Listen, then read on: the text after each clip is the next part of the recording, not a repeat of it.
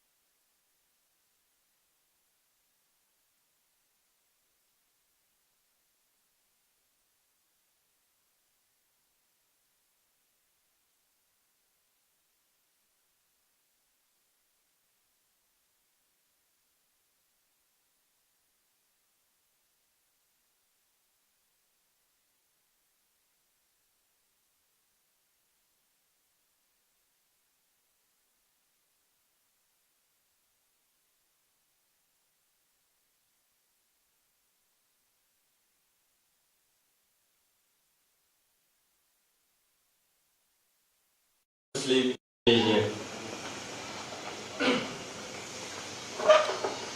Ladies and gentlemen, that kind of traditional dance from South Sulawesi, especially from Bugis, Makassar region, and that kind of traditional dance is used to serve the king, exalted guests, traditional party, and also for the wedding party. So ladies and gentlemen, once again, welcome to Faculty of Industrial Technology, Universitas Muslim Indonesia.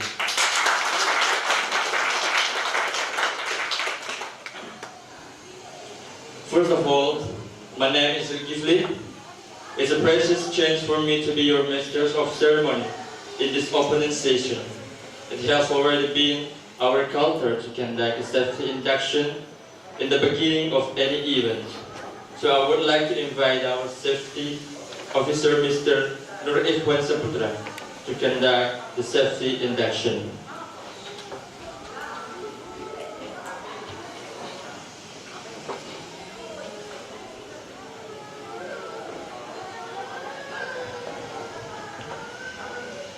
Bismillahirrahmanirrahim.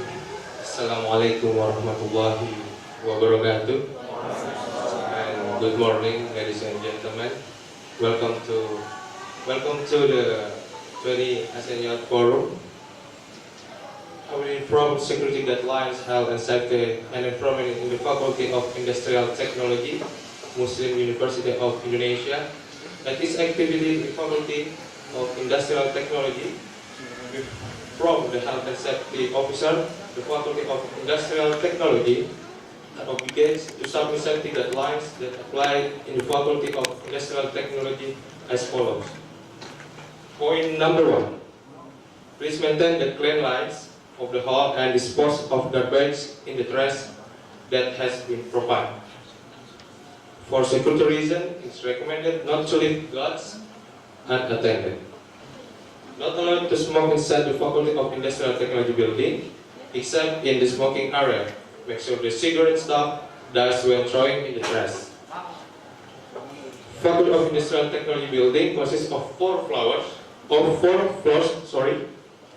Currently we are on the ground floor of the Industrial Technology Faculty building, Muslim University of Indonesia, in Hall Engineer Haji Lioran Gologol. If you all need a restroom or women's or men's toilet, located on the left. If an emergency occurs in the form of fires, earthquakes, and bomb threats, please pay attention on the location to exit door in this room. The exit door of the room is behind you all. And then please turn to the right to go to the exit door of the building on the west side of the Faculty of Industrial Technology. In emergency orderly and don't panic towards the exit door. Follow the evacuation road and gather an assembly point with the guidance of the health and safety officer. Assembly point is located on the west of the Faculty of Industrial Technology building. The parking area of the Faculty of Industrial Technology and the open space in front of Faculty of Industrial Technology. For women, please remove high heels to speed up the evacuation process for reduce the risk of injury. And the last, don't forget, always pray to Allah Subhanahu wa Taala. And thank you for your attention. Hopefully the activities run smoothly. Amen. Thank you.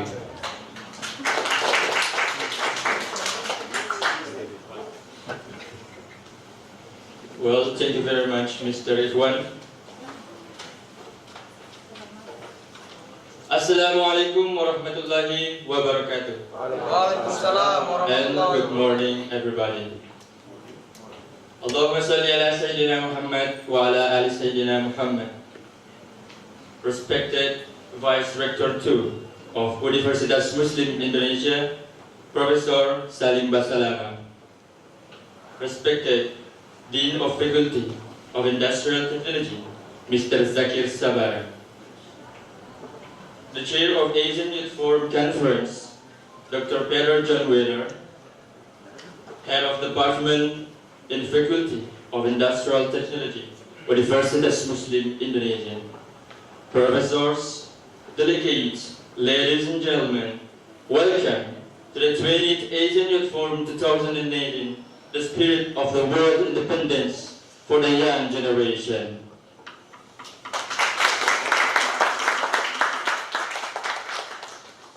Ladies and gentlemen, we move to the first agenda. Indonesian National Anthem, Indonesia Raya.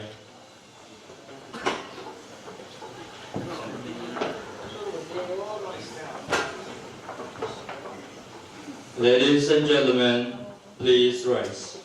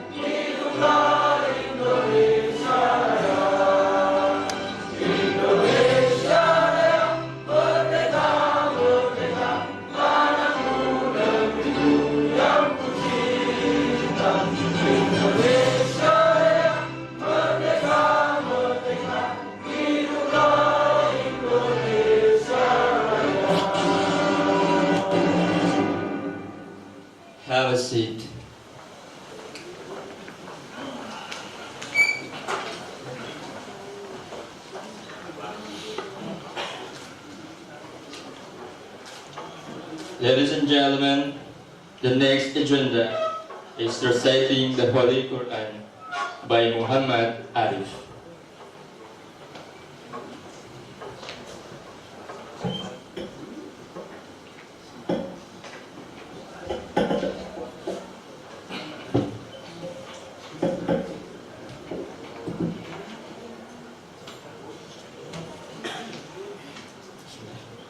Assalamualaikum warahmatullahi wabarakatuh.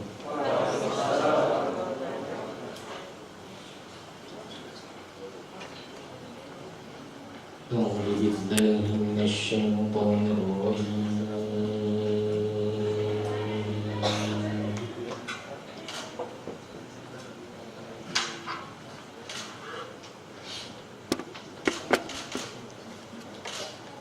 بسم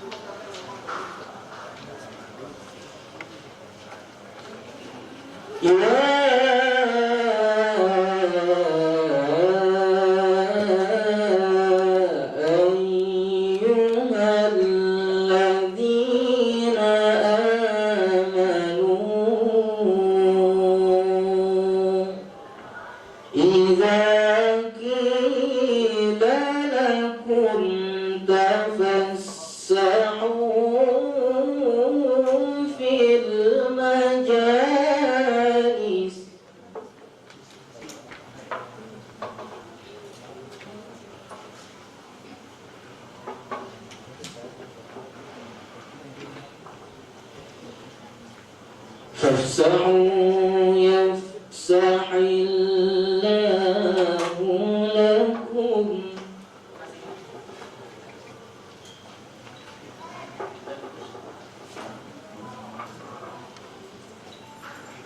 فافسحوا يفسح الله لكم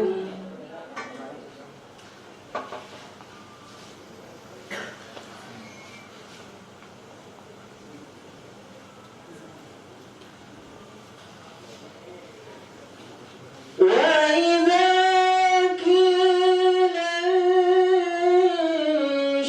انشزوا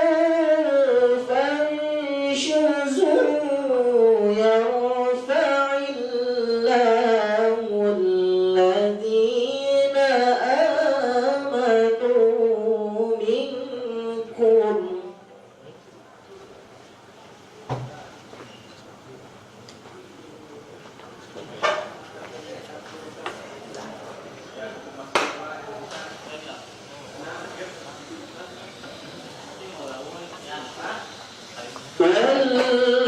والذين أوتوا العلم درجات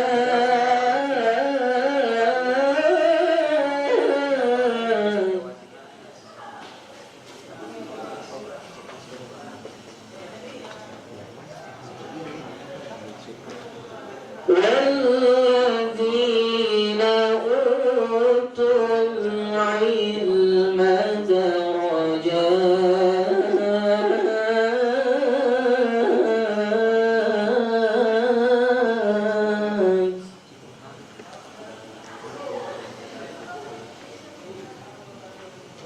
والله بما تعملون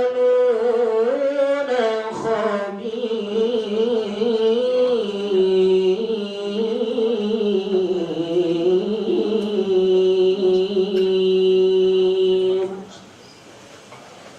صدق الله العظيم.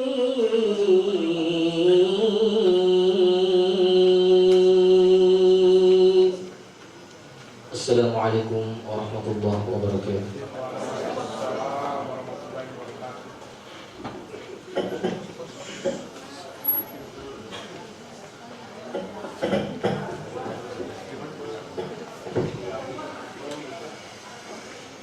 Thank you very much, Mama Karim.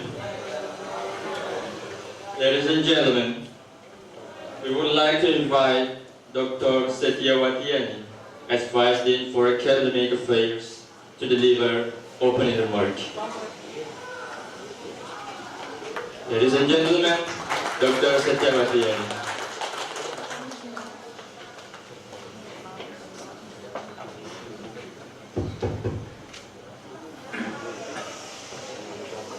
Assalamualaikum warahmatullahi wabarakatuh. I'm Setyawatiani, or you can call me Duarti. I am the Vice Dean for Academic Affairs in the Faculty of Industrial Technology. Thank you very much for joining us in this event in the Asian Youth Forum 20 in Faculty of Industrial Technology.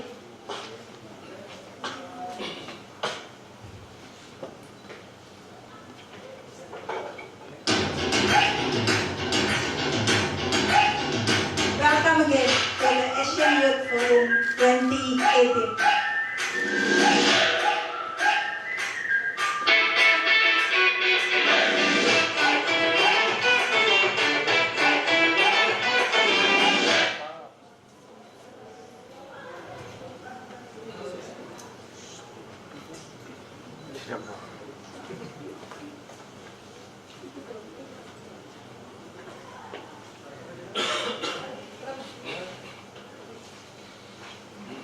Alright, before I start my opening remarks, I would like later on to say acknowledgement first to the people who are very important so that we can have this event today. And also, I will explain where are you actually now, in which part of the planet or the country, or whether you can get lost or not in here. And also, I would like also to explain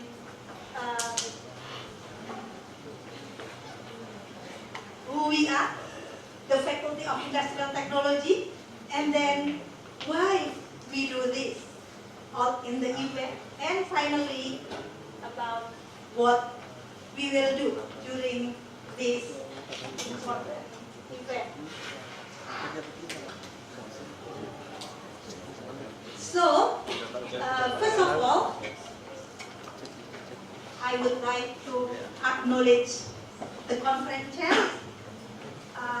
Dr. Peter Werner. Dr. Peter is like part of Universitas Muslim Indonesia. It is your third time to come here. Thank you so much, Dr. Peter.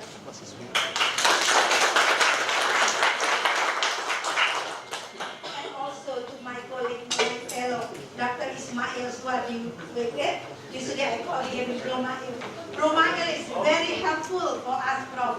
So I think even though he works in somewhere there, in other part of the country as well, in Papua, but UMI, especially FTI, is also his working place. Is it correct, Dr. Mail? All right, thank you so much. So, and of course, to our beloved dean, he will be with us very soon, Mr. Sakir Sabara. So he actually support us to hold this event, and he fully supported with all of the resources to bring us to hold this event. And of course, I would like to thank so much to Prof. Salim Basalama. Without his endorsement, actually, this event. Thank you so much, Prof. Salim. So he can be actually going to present the rector, our rector, Professor Basimoding, because today we also have another very important event in one of our, we call it Campus 6, in Padang Lampung. So we have like inauguration for the welcoming new student, one of the faculty. Today it is the second welcoming student from the Faculty of Economy. Thank you, Prof. And now we are coming to explain where you are. So just now see the map of the Indonesia.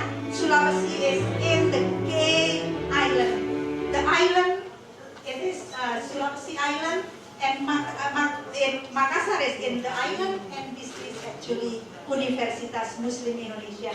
It is very easy when you just Google Map, and then you can find where we are. And also, now we are in the Faculty of Industrial Technology. It is quite young faculty in the Universitas Muslim Indonesia, and then we're quite proud to be part of this faculty.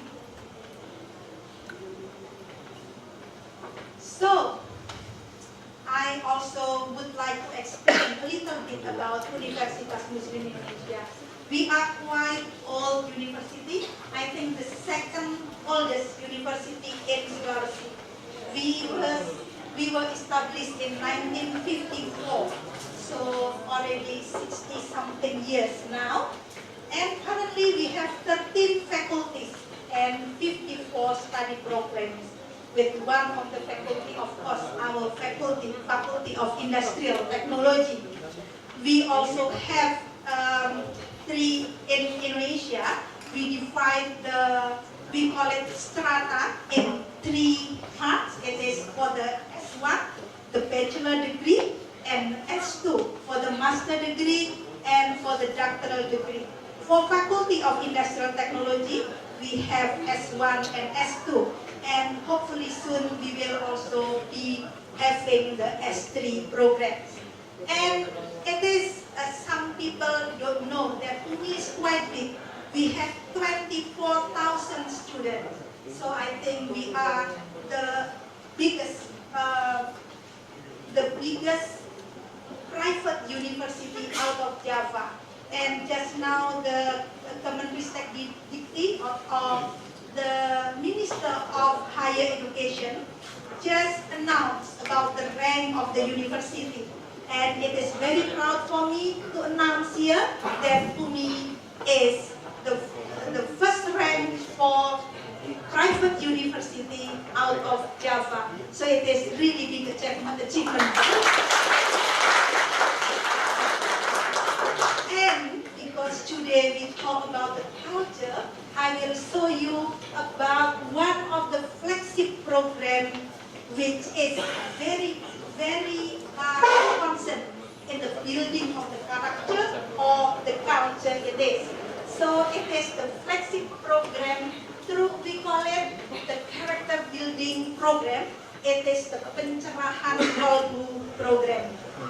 If you want to know more about that, later on we can discuss about this. And I mentioned that our respected rector today, Professor Basri Moding, is there in this area. It is in here in Pesantren Mahasiswa Darul Mukhlisin in Padang Lampek in Pangkep. It is about 80 kilometers from here, so like 2 to 3 hours drive. If you want to go there, we welcome you. It is very serene area, very beautiful landscape as well, and it is not far from here. And what the students do there? Many, we call it character building. If you ask me whether you should be Muslim or not to come there, no, because we are quite diverse here. We have students from many backgrounds, and especially in Faculty of Industrial Technology, we also have students from, we call it international students from other countries as well. So this is our flagship program for the character building in Universitas Muslim Indonesia. And this is a little bit about our faculty. Faculty of Industrial Technology. It was established in 1987. So now today we already 32 years old. It is quite old. And we call it the founding father. On the idea of building this faculty, it is actually from the very respected man for us, Professor B.J. Habibie. Professor Habibie was the 4th president of Indonesia. And why we established this faculty? It is actually to answer the challenge in the establishment and also the development of industrial in eastern part of Indonesia. we provide world-class facility for all the students in here.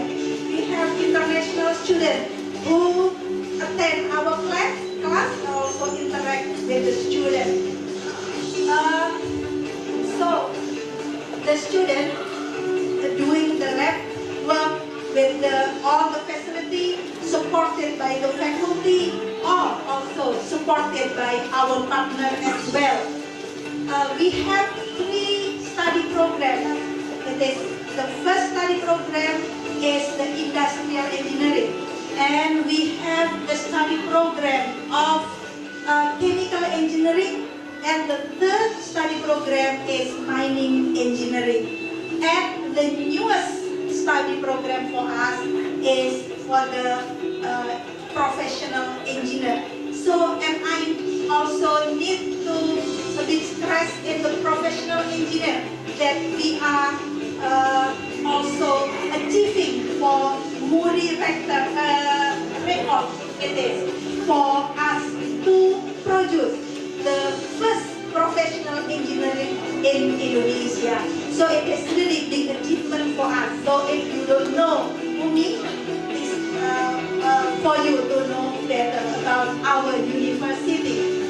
So again, that we provide all the facility for the students because it is our aim actually, not only the facility for the lecturer but also for the student and also for all the staff, academic or non-academic, because we don't want to only make or stress in one part, but also we want to make it as a whole.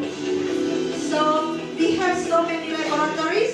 So it is the example of laboratories we have, and we welcome you if you want to also visit our laboratory. It is in level 1, level 2, until level 4 in this building. And also because the students interact actively in the lab, we also already won so many competitions based on our research project of the student. And I need also to verify here that we achieved the gold medal for the FTI. FTI is actually the highest student competition in Indonesia. And it is the first time for the university, private university out of Java to achieve the gold medal. So it is also part of our achievement. Again, all the facility open fully for the student, and every day the student can come here. We have the gazebo, the facility, and if you just go out from here, it is actually the student center where the student can do their work, access the internet, and also they can access this facility. This facility, the newest facility in the faculty, it is not only for us, but also for students.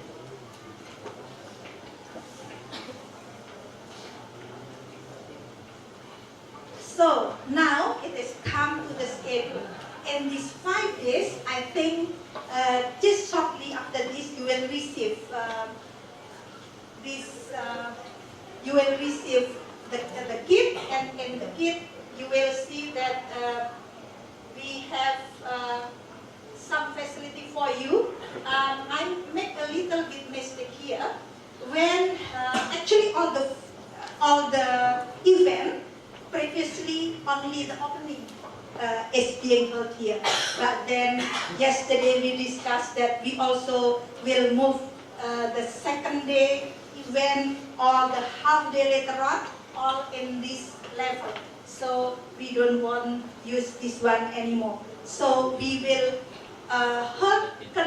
perform all the activity in this interactive place.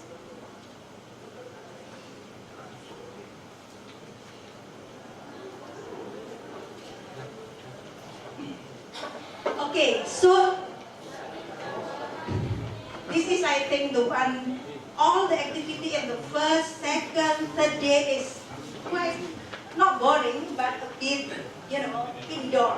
So we will have the dinner for you later on Thursday afternoon to evening, just in front of the faculty, in front of the building. So we will have the outdoor dinner, gala dinner for you, and we hope that you will enjoy it. And here, I forgot to mention something, so that after Thursday, the Friday, we didn't put in here, but on Friday, we will do the excursion or the field trip to one of the, I think it is very scenic place in Makassar.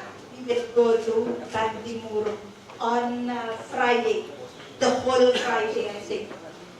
So, with this, it is for the AWF presentation, it is, but I will also need to mention something before I conclude my talk, that on, we have quite competition here.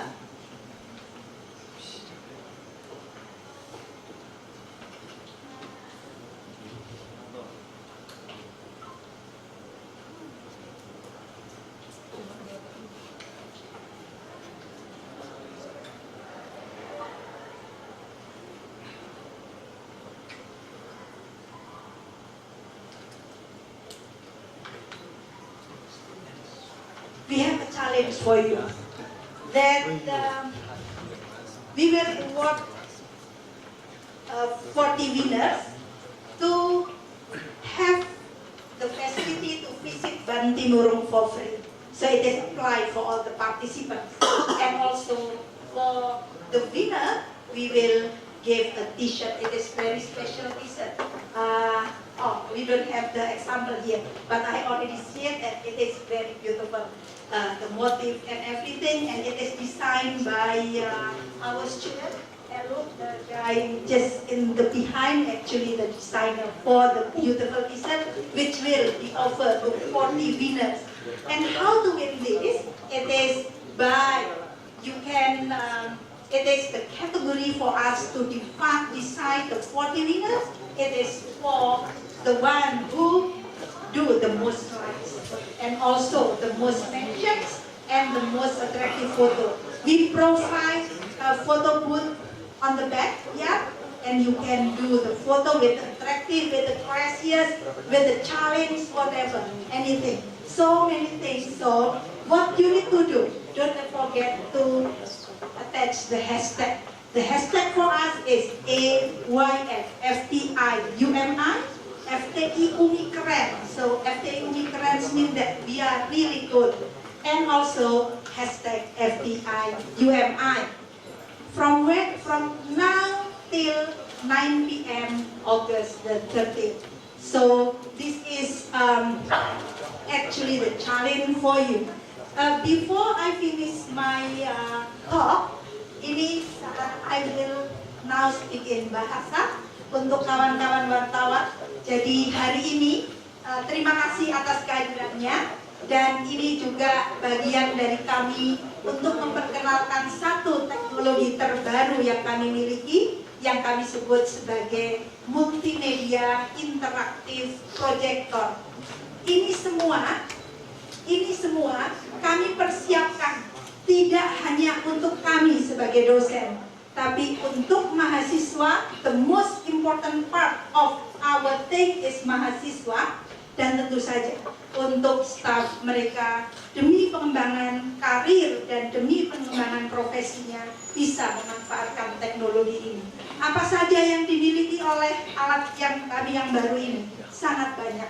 Jadi mudah-mudahan Prof. Salim hari ini bersama kami dan akan mensupport yang ingin kami lakukan.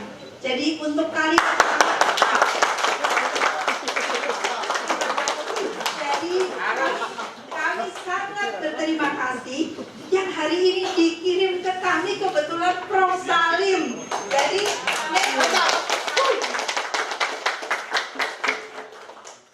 apa saja yang kami bisa nanti.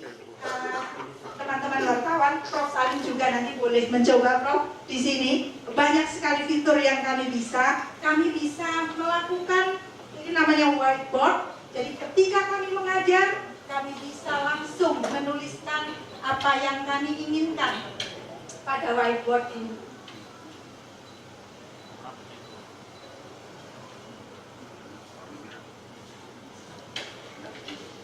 Jadi kami bisa menulis, kami juga bisa melakukan copying misalnya, mau di-copy kemana.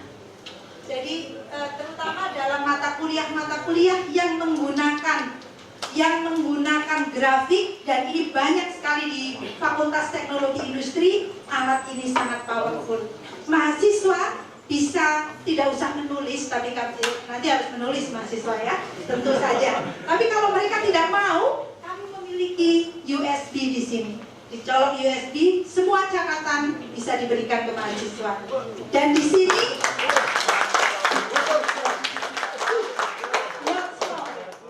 kami juga punya printer. Jadi kalau tadi schedule-nya kawan-kawan ini peserta minta di print, ada di bawah sini. Jadi print, atau saya mau kirim email. Email ini ada gambar email, maka saya bisa langsung kirimkan file ini dalam file email. Welcome, thank you. So please take a seat. That's fine. You can just sit down here. Yeah. That's fine.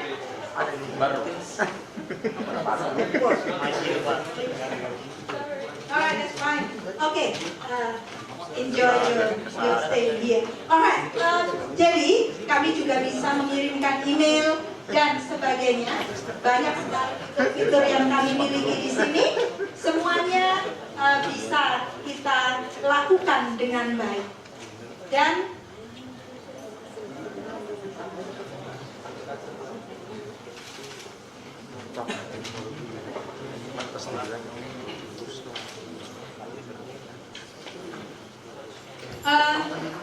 apalagi yang kami bisa lakukan? Jadi kalau kami masuk ke skrip utama, karena alat ini juga dilengkapi dengan teleconference ability, kami bisa melakukan teleconference pada saat itu. Dan ini yang sedang kami develop, yaitu kami sedang mendevelop suatu program kuliah online, atau kita sebut sebagai bahasa Indonesianya adalah kuliah daring. Yang pertama kali akan kami lakukan dengan ITB, dengan ada kajur tambang di sini. Kajur tambang sudah mulai inisiasi untuk melakukan kuliah daring. Nanti kuliah daring akan kita lakukan dalam ruangan ini. Selain itu tentu saja dosen-dosen kami sebagian besar adalah orang-orang yang dipakai, yang beraktivitas di luar, sehingga dimanapun mereka tidak perlu datang ke kelas. Kami sudah menggunakan multimedia yang pada saat itu kami bisa untuk melakukan interaktif kelas, atau tidak perlu datang di sini. Nanti kami dengan Prof Peter in the UK or Japan or America or anywhere else, we can contact him, dan kita akan melakukan teleconference with a very cheap of cost, of course. Kenapa cheap? Karena tidak perlu. You don't need to fly to come here. You just need your laptop over there, and then just call us through the Skype. Ada Skype di sini.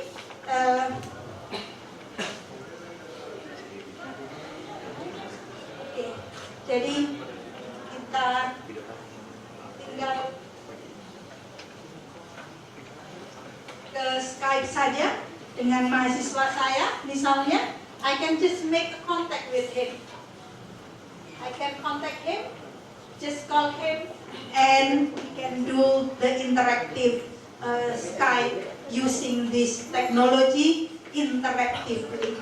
Jadi ini yang kami punya teknologi terbaru. Sekali lagi, kami sudah memiliki dua. One is here, and the second is in level 3. Kenapa di level 3? In level 3 kita punya very big room dengan 120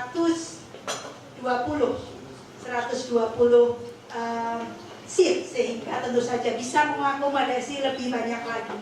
Dan mudah-mudahan Prof. Salim endorse. Kami juga berencana menambah 3 lagi. Jadi 5. Mudah-mudahan. Jadi seperti itu. Tentu saja kami akan utilize alat ini. Alat ini bukan hanya pajangan, tetapi alat ini benar-benar kami pakai untuk meningkatkan kualitas akademik yang ada di Fakultas Teknologi Industri. Dan tentu saja, kenapa kan kami menggunakan kata-kata interaktif? Karena saat ini orang rame-rame masuk ke revolusi industri 4.0. Bagi kami itu adalah masa lalu. Kenapa? IoT, human, istilahnya dia bilang kepintaran, kecerdasan virtual dan segala macam itu bagi kami tidak ada artinya karena tidak ada interaksi dengan manusia. Kami sudah melangkah ke revolusi industri yang lain yang kita sebut revolusi industri 5.0. Jadi not 4.0 anymore. Kenapa 5.0? Karena kami menggunakan teknologi, kami juga berinteraksi dengan manusia. Manusia menjadi hal yang sangat penting bagi kami. Baik itu kami sebagai pendidik, pimpinan, dosen, karyawan, maupun seluruh mahasiswa yang ada di UMI. Jadi seperti itu, sekali lagi Prof. Salim, mohon nanti dukungannya dari pihak universitas dan tentu saja untuk dosen-dosen semua. Satu minggu. For all the participants here, for all the AYF 2018, please enjoy your stay in the faculty and please interact with us and please make the faculty as your home. You can use many facilities here and also we will be hopefully warm and also a good host for you all. Thank you so much. Assalamualaikum.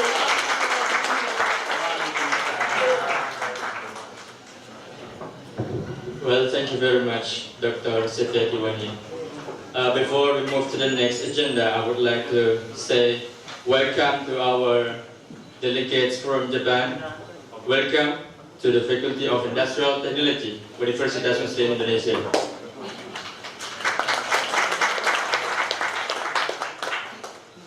Ladies and gentlemen, we would like to invite Vice Rector 2 of Universitas Muslim Indonesia to officially open this event. Ladies and gentlemen, Professor Salim Basadama.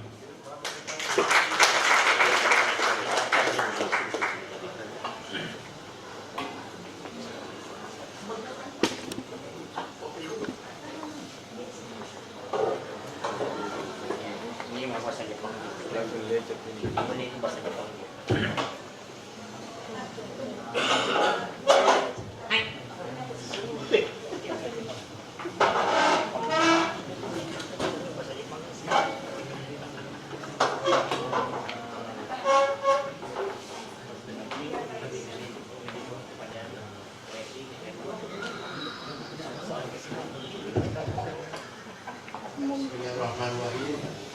Assalamualaikum warahmatullahi wabarakatuh. Selamat pagi para pimpinan. Good morning everybody. Good morning. Kali Masta dan Kali Merah Pilos. I am very glad to welcome Mr. Peter, Malik, and Patricia. I think you enjoy come to the big campus with Muslim technologies. I'm sorry my rector still now to Padang Lampung. Karakter reading for you. And I am professor from here. I am very supportive to Sitiawati, to industry faculty, to new technology. I am very proud. Muslim University have to technology. But I want to ask you, yeah, I think you have to technology, university have to plenty budget. But now I need to support. I want to talk to the rector, inshallah.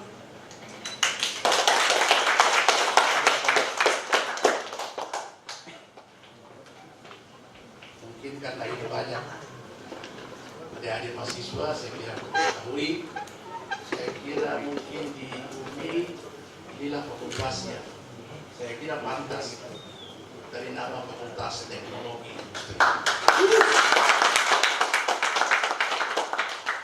Insyaallah saya juga masih baru. I'm still the new vice rector too, which I support to the program teknologi, fakultas teknologi industri. But now I open to 20-year ASEAN Youth Forum.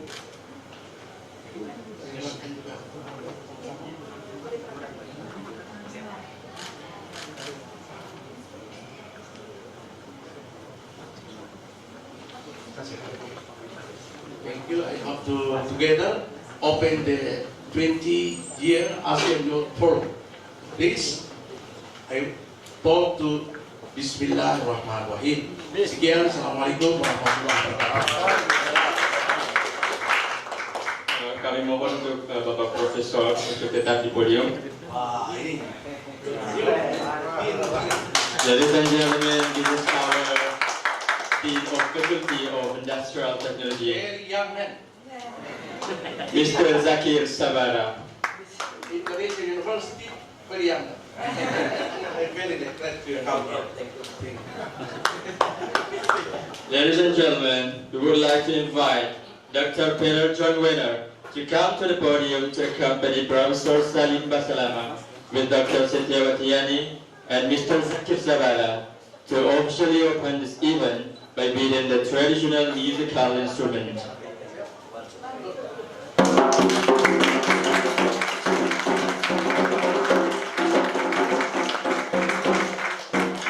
So now, this event officially begins.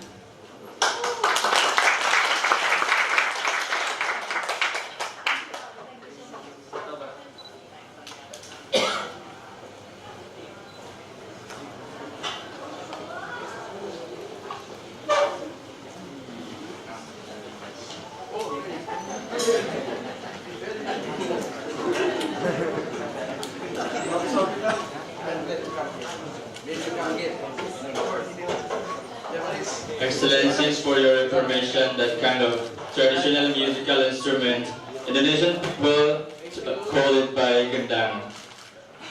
So we move to the next agenda, Dua, which will be led by Dr. Laifa.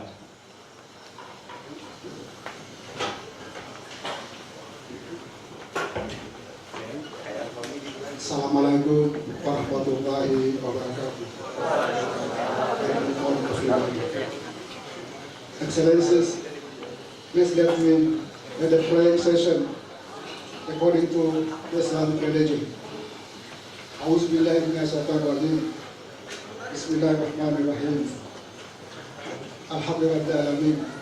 Allahumma shalli ala sayyidina Muhammad wa ala ali sayyidina Muhammad. Oh Allah, bearing all the knowledge we have during this activity, so we can implicate it. Oh Allah, make all our efforts easy, for there is none that should exceed to be easy. Oh Allah, make this meeting as the meeting that you bless. Ya Allah, please give us the goodness both in dunya and in the hereafter. Rabbana atina fid dunya hasanah wa fil akhirati hasanah wa qina azabannar wa adkhilna jannata al abrar ya aziz ya ghafar ya rabbal alamin. Assalamualaikum warahmatullahi wabarakatuh. Amin, amin ya rabbal alamin. Thank you very much, Dr. Laifa.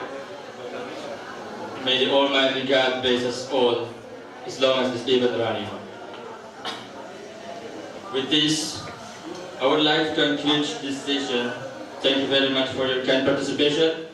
Assalamualaikum warahmatullahi wabarakatuh and good morning.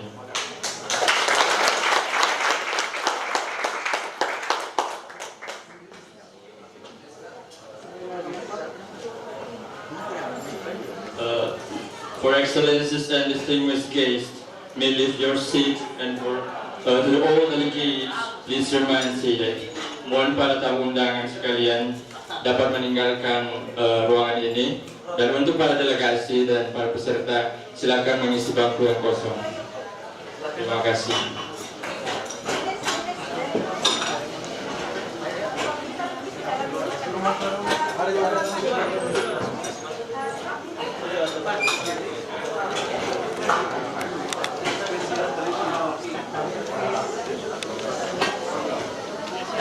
We talk about issues to understand cultures of other Asian cultures. And if we can understand other Asian cultures, we can be more appreciative of them and be more understanding. But this is one thing we try to incorporate in AYF. The second thing we try to incorporate in AYF is try to develop your leadership skills. This is very important because if you are active in many of the events, we can see that most of the people who leave AYF actually move into very strong leadership roles when they go back to their country. And they help them to understand other cultures better and bring us closer to each other. And this is one thing we're trying to do, is to build this close community. And we always have our AYF alumni or the AYF people actually become a family. And actually many people refer to me as their father after any AYF. So I have many children because I have over probably 50 AYF students every year that I work with. And they always write to me and say, "Hey Dad, this happened. Can you tell me what I should do?" So by the end of this AYF, you'll probably be calling me father also.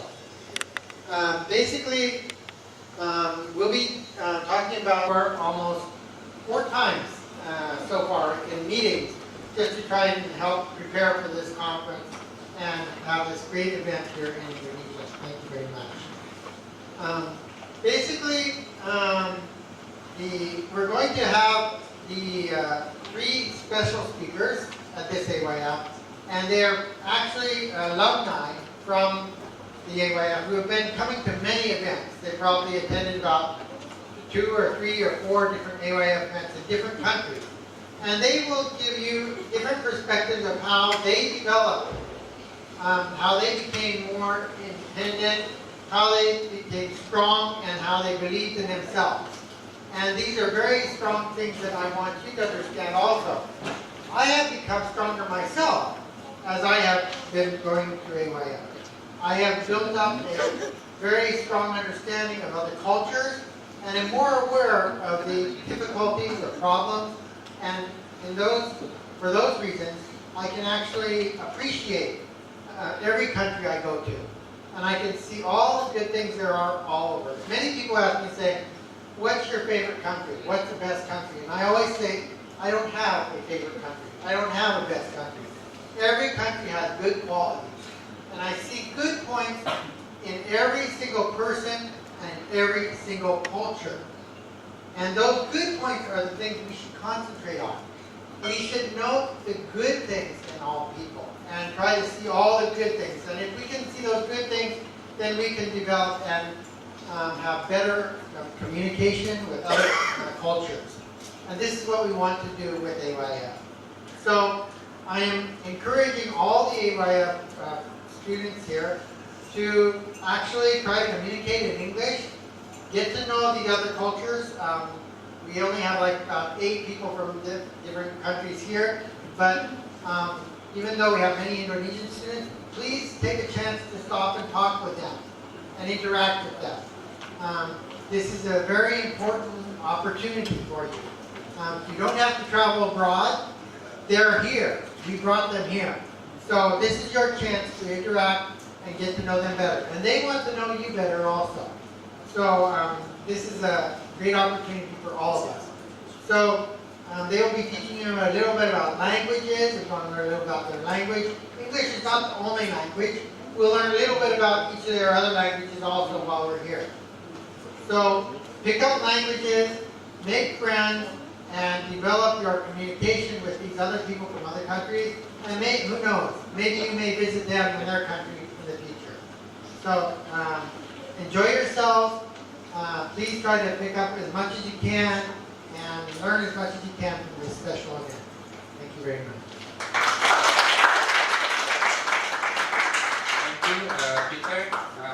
Ladies and gentlemen, that's the short introduction from Dr. Peter about ASEAN Forum.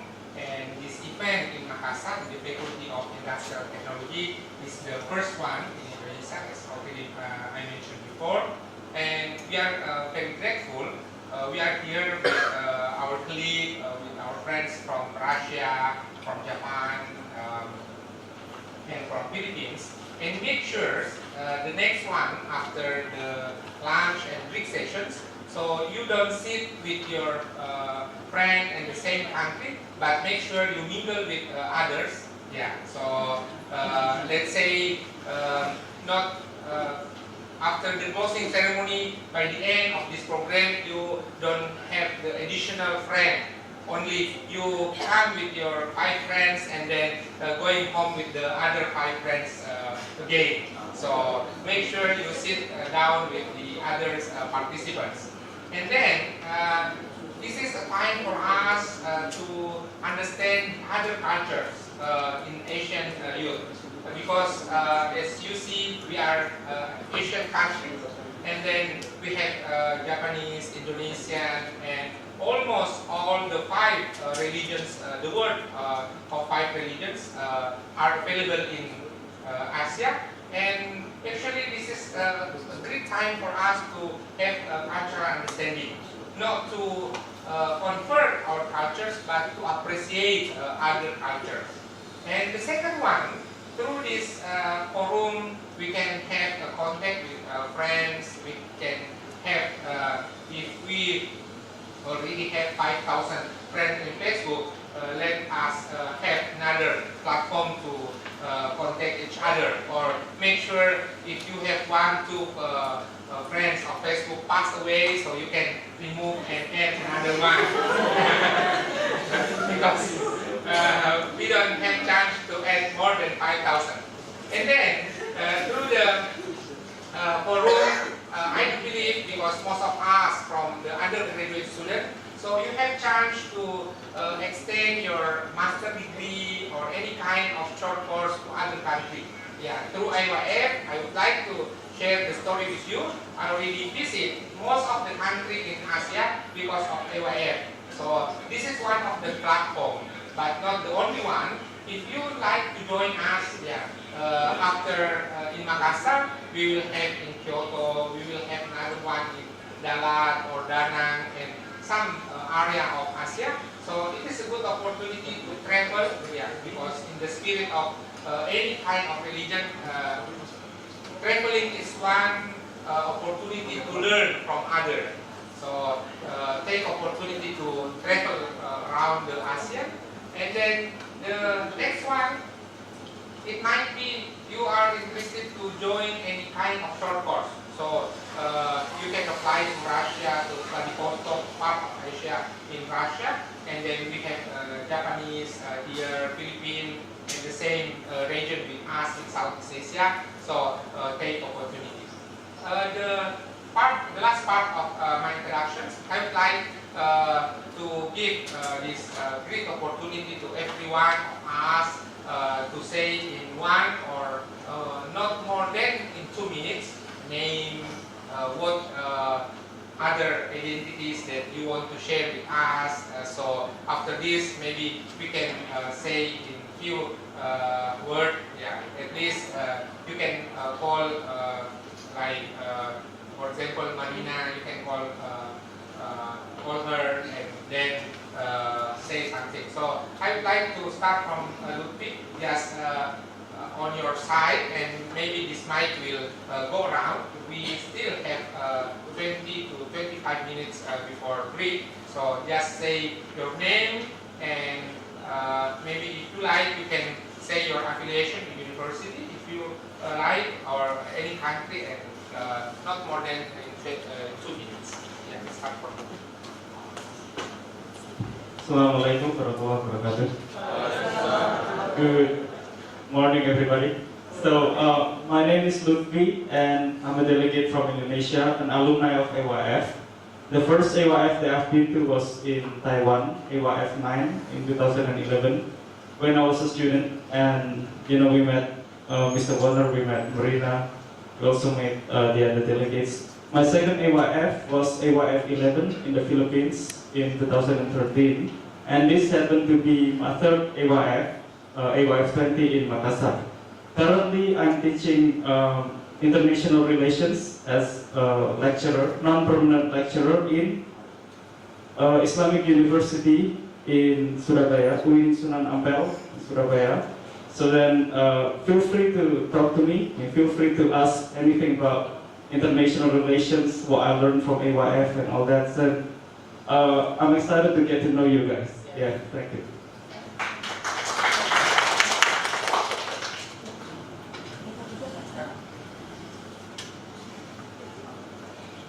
Assalamualaikum warahmatullahi wabarakatuh. I am Suhartini Shukri. I'm a delegation of Indonesia. Now I am as a lecturer, and today I bring my students here. They are also a delegation from Indonesia. Thank you. I'm very glad to be a part of this event. Thank you so much. Assalamualaikum warahmatullahi wabarakatuh. Waalaikumsalam. Assalamualaikum warahmatullahi wabarakatuh.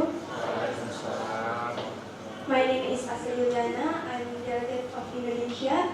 I study in Islamic State Institute of Kendari. Thank you.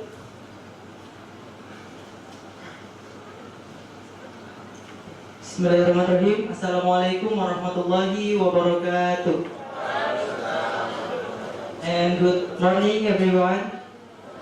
I'm Agus Wari. Please call me Agus. I'm from Islamic State Institute of Kendari, and this is the first time I'm joining the ASEAN Youth Forum. And basically, I'm not English program, but I'm from Islamic banking. But I'm so nervous. Maybe just it. Billahi fisabilil haq. Fastabiqul khairat. Wassalamualaikum warahmatullahi wabarakatuh.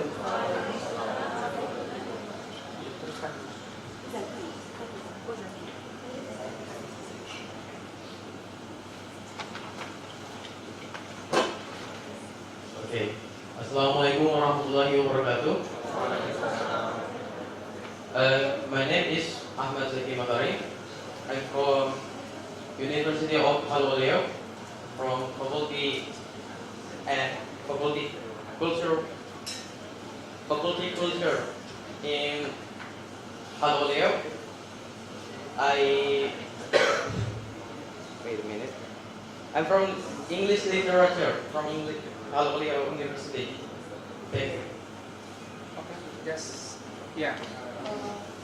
I invite all of us in this room to introduce, at least that we have 3 days together, so at least we can see and say our friend's name. So don't be afraid, because English is not the first language of ASEAN. Just to pick up the language, the English, because most of ASEAN can speak English. Because if I pick up Arabic, so it will be difficult for us to speak. So just to say a few words of you, what kind of introduction that you want to introduce to every one of us. Okay.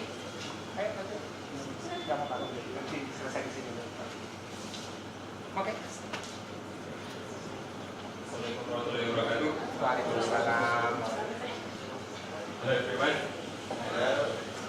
I'm Bukti Perumbang Sifu. school, and I'm from here, Universitas Indonesia.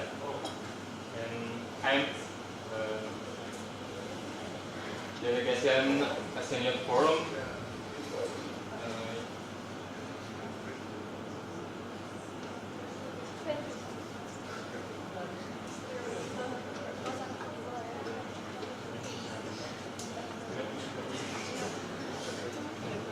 That's it. Next, my colleagues, Yeah. You can share your kabupaten or any kind of hometown, so our friends from other country can at least listen. Where are you from? Yeah. If you want to share with us what is your department in the university, it's okay. Yeah. Okay, Bismillahirrahmanirrahim. Assalamualaikum warahmatullahi wabarakatuh. Thanks for the challenge. Let me introduce myself. My name is Ahmad Jalil Rinaldi, and I am a student of this university, majoring mining engineering. And I come from Buton Island, in small island Muna. You can call it in map, in Southeast Sulawesi Island. So I hope all of you, or all of the delegates from many countries, you can enjoy in this country. Thank you. Assalamualaikum warahmatullahi wabarakatuh. Waalaikumsalam. Assalamualaikum warahmatullahi wabarakatuh. Waalaikumsalam. My name is Sikapaya Mekongal Kia. I'm from this university. My major is industrial engineering. Welcome to my review. Diselesaikan dulu di sini. Hello, good morning everybody. Introduce me. My name is Koko Saputra, but you can call me Koko. But I'm not China. I'm just from here. I'm from Institute Technology of Industry. My department is mining engineering in this faculty. I'm from Palopo.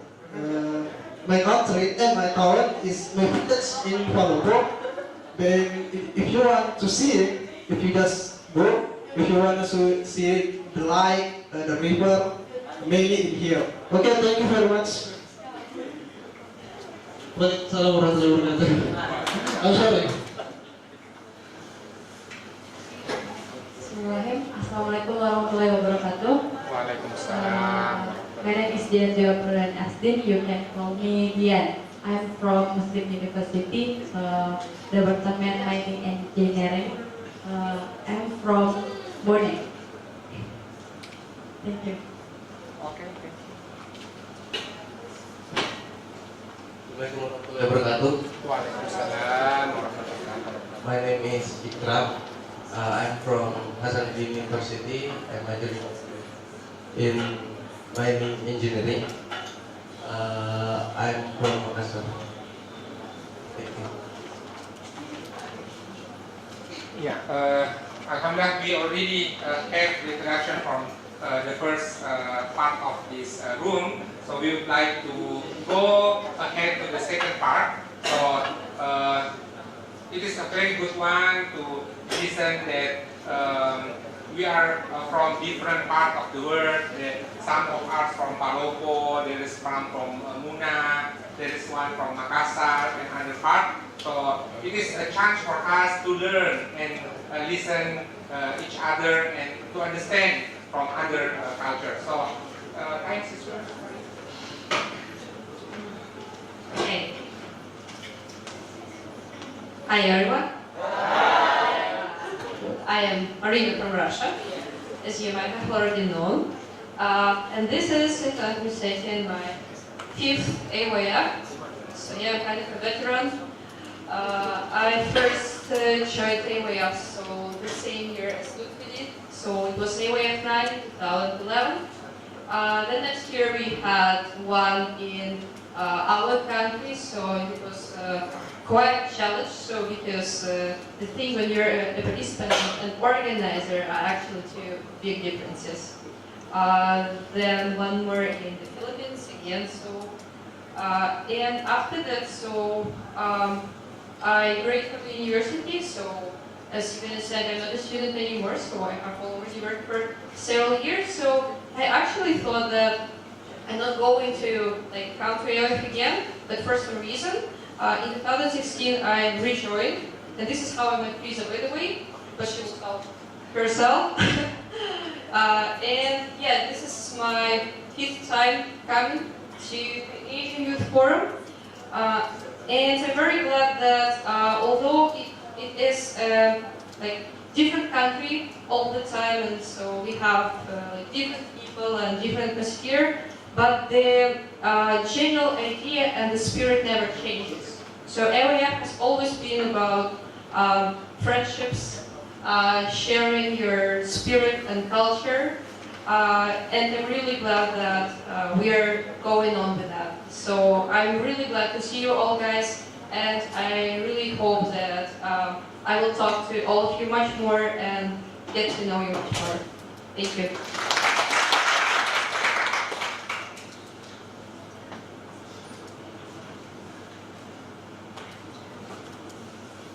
Good morning, everyone. I'm Momoka, but Hajime call me Momo. I'm a graduate student from Japan, and I'm recently studying in Thailand, short term. So I came from Thailand, and I'm so glad to be here as I'm one of the alumni. I joined the previous AYF. First one was AYF 15 in Taiwan, and the second was AYF 16 in Vietnam, Taiwan, and now 20, AYF 20 here. Thank you so much.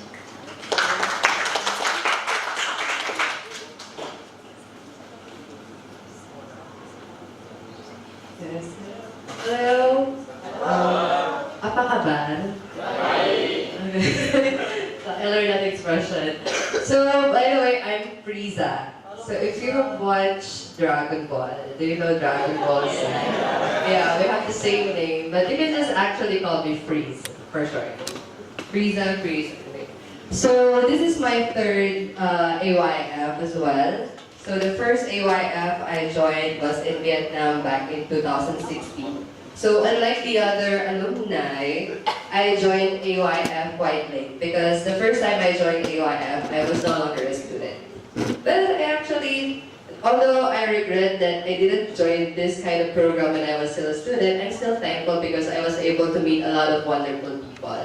And yeah, so right now we are back together and we are going to share more experiences, as well as we are going to meet a lot of people. And actually, when I joined the AYF before, they were just in Vietnam. And I'm very glad that I was able to join this AYF now in Indonesia. So I'm looking forward to eating more nasi goreng, and I'm also looking forward to exchanging experiences with you guys. Thank you. Terima kasih.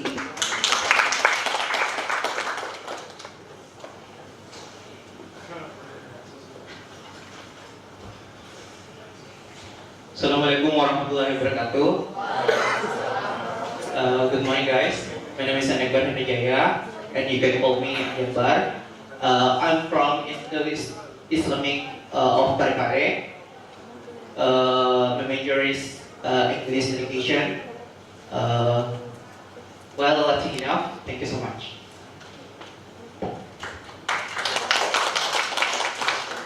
Well, Assalamualaikum warahmatullahi wabarakatuh. My name is Untitled Farid, and you can call me Farid. And I'm from the same department from Makassar. I come from Institute Islamic College of Parepare, and then I'm studying English Education Department. I live on a little village nearby my college. Okay, I think that's all. Thank you. Assalamualaikum warahmatullahi wabarakatuh.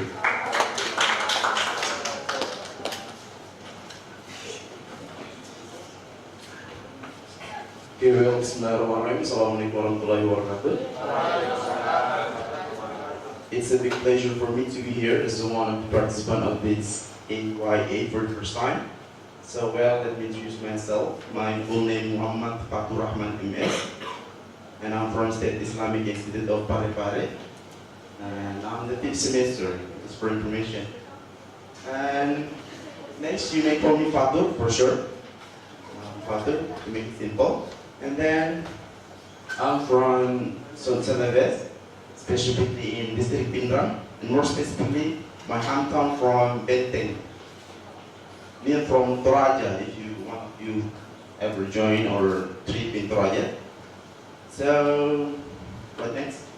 I hope, and hopefully next time or outside, we can make a short conversation to know each other, because actually I'm glad to be here as a participant. Okay, thank you.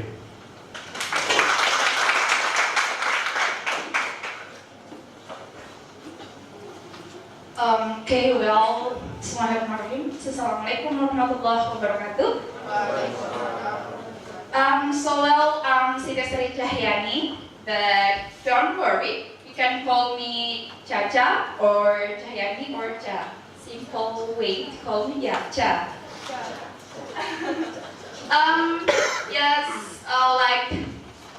Three of my friends here. I'm also from IAIN Parepare, one of the city of South Sulawesi, and now I'm studying. I study in Tarbiyah Faculty, or in English you call that Education Faculty, Special English Education Department. Hopefully I can know you well, guys, in this room, and then we can share many things especially about the culture. And just for your information, that I'm the Guinness, one of the tribe of Indonesia. Yes, so let's share about this culture more later on. I think that's all, and thank you. Okay, well, Assalamualaikum warahmatullahi wabarakatuh. Morning, everyone. I would like to introduce myself. Watashi Shukron Katiransya. You can call me Shukron. I'm from Institute Islamic College of Parepare, also same with my friends. English department, but now, just information, I'm 5th semester. And I'm very happy because I can join with in this event, the big event, great event, and can sit with the great people also like Mr. Peter. This is the second time I meet with Mr. Peter. Okay, I think that's all, and I do hope if you meet with me, we can make a good conversation and know each other. Okay, thanks. Assalamualaikum warahmatullahi wabarakatuh.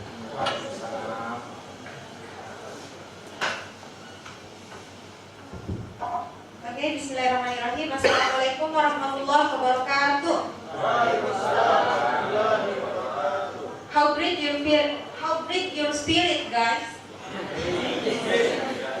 Okay, repeat again. Assalamualaikum warahmatullahi wabarakatuh.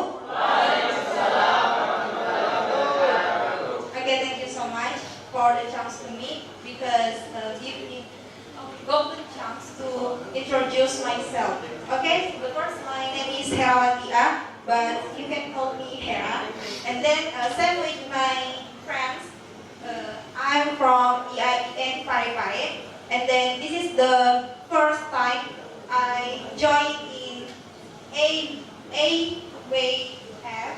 Sorry, because I'm so nervous, because I think I'm so lucky because meet with all of you. Oh my God, this is so very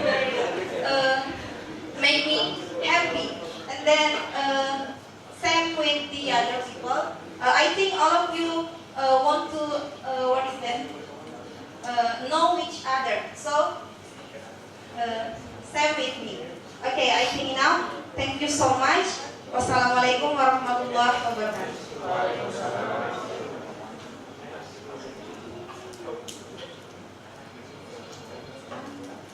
Okay, Assalamualaikum warahmatullahi wabarakatuh. And good morning all. Okay, let me introduce myself. My name is Ramadhani Hakal Badri, and all of you can call me Dani or Dan. Yes, Dan. Yes, simple name gitu. Okay, I'm delegation of Indonesia. I'm from Architectural Engineering of Muslim University of Indonesia.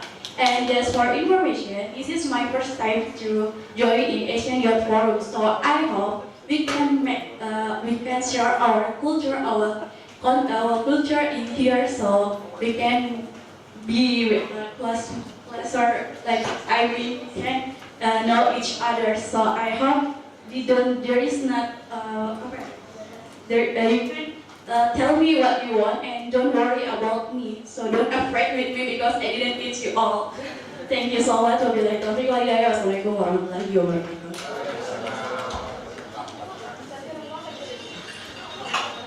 Assalamualaikum warahmatullahi wabarakatuh. Good morning, everyone. So let me introduce myself. My name is Primutmina Cherry, but you can call me Cherry. I'm from Muslim University of Indonesia, studying in Industrial Technology Faculty, majoring in Industrial Engineering. This is my first time to join this event, and so this is my first time to see you, the delegates from other country. I hope we could know each other. I think that's it. Thank you. Assalamualaikum warahmatullahi wabarakatuh. Okay, Assalamualaikum warahmatullahi wabarakatuh. My name is Nur Ahli Kaiman, and you can call me Ahlika. I'm from Muslim Indonesian University, Industrial Engineering. Thank you.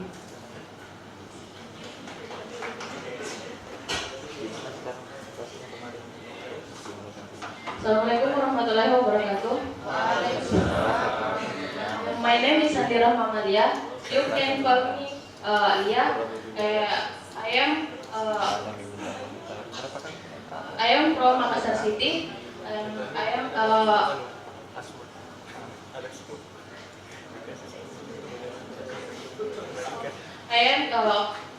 college student and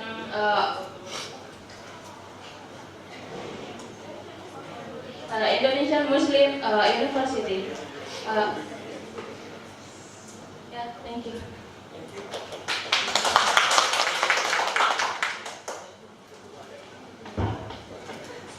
Assalamualaikum warahmatullahi wabarakatuh. My name is Resti Bisari. You can call me Binti. I'm a student from here, Indonesian Muslim University. Thank you. Okay, well, Bismillahirrahmanirrahim. Assalamualaikum warahmatullahi wabarakatuh. Okay, good morning everyone. Thanks for the opportunity to introduce myself. My full name is Muhammad Adnan Takdir, but all of you can call me Adnan. A-D-N-A-N, Adnan. Okay, and I'm student in here, Muslim University of Indonesia. My major is Architectural Engineering, and my faculty in the right side of this building. And okay, that's all for me. Thank you.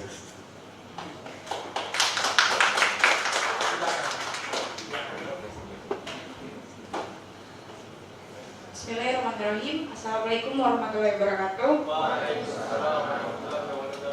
My name is Andra Rizkani Magalanti. You can call me Rara.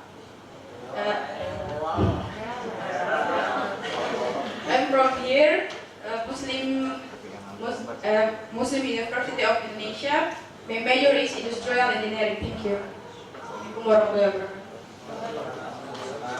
Okay, thank you for time for me. Assalamualaikum warahmatullahi wabarakatuh. My name is Yusril. You can call me Ucil. I'm from here, Muslim University of Indonesia. My major is Industrial Engineering. I'm from Bulukumba. You can visit Birabis and invite me. Thank you. Assalamualaikum warahmatullahi wabarakatuh. My name is Nur Hadi Kaswan. You can call me Hadi. I am from Muslim Indonesia University. My department is Industrial Engineering. Thank you. Bismillahirrahmanirrahim. Assalamualaikum warahmatullahi wabarakatuh. Waalaikumsalam. Good morning. My name is Rafi Saitabi. You can call me Rafli. I'm from Muslim University of Indonesia. I'm study at industrial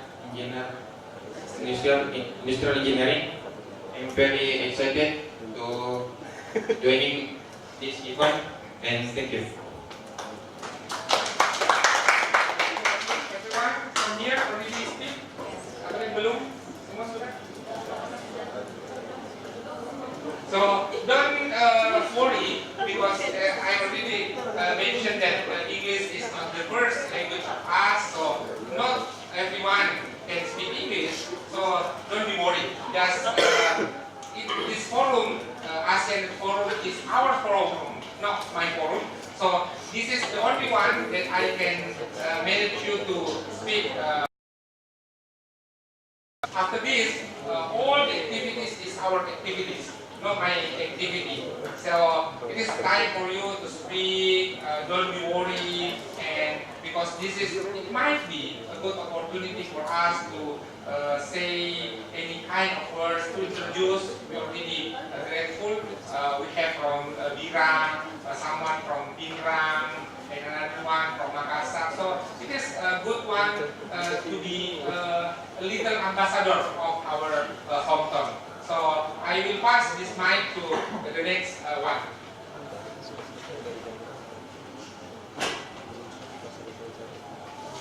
Honorable Chair, distinguished delegates, hi. I am actually a half of Brazilian and Japanese, but today I'm here as a Japanese. And my name is Isabella Sayuri. Isabella. Please call me Isa or Sayuri or whatever. And I'm very glad to meet you. And I'm very excited. Thank you.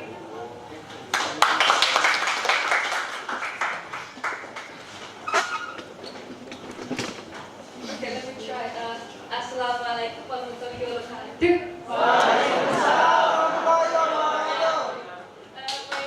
I'm sorry that I was late because we had some kind of difficulty of our clothes. But so my name is Maki. I'm from Japan. You can call me Maki Momakobonesu. But I'm studying global affairs in Japan. And I used to live in Indonesia for a year as an exchange student, so aku bisa bicara bahasa Indonesia sedikit. So if you want to come, thank you very much. Bismillahirrahmanirrahim. Assalamualaikum warahmatullahi wabarakatuh. My name is President Anggara. You can call me Pias. I'm from Spanyol. I'm a mixed blood from Spanyol. My dad is Blaster, Spanyol. My university is from Harvard. I'm an exchange student. I'm so glad to be here. Thank you.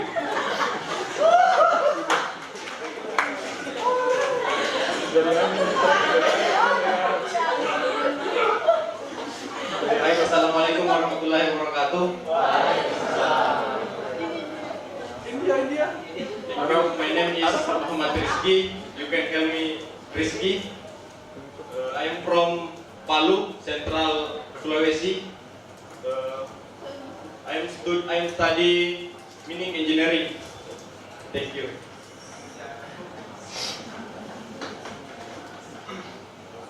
Assalamualaikum warahmatullahi wabarakatuh. Good morning, everyone. My name is Andi Dirgantara. You can call me Egi. I'm born in Jakarta, capital city of Indonesia. I'm student of Chemical Engineering Department, Faculty of Industrial Technology, Universitas Muslim Indonesia. I'm so excited to be a part of this forum, and it's the my great experience, and I hope you enjoy this event from first day until third day, and enjoy the food, enjoy the culture, enjoy the people, and enjoy the hot of sun in Indonesia. And thank you very much.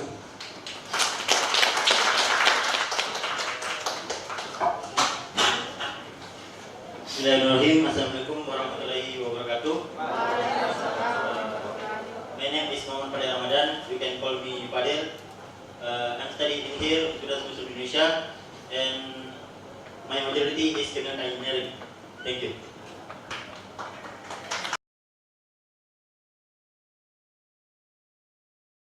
Assalamualaikum warahmatullahi wabarakatuh. Let me introduce myself. My name is Dirga Yusdira. You can call me Dirga. I am studying in here, Muslim University of Indonesia. My majority is chemical engineering. I'm from Bone. Thank you.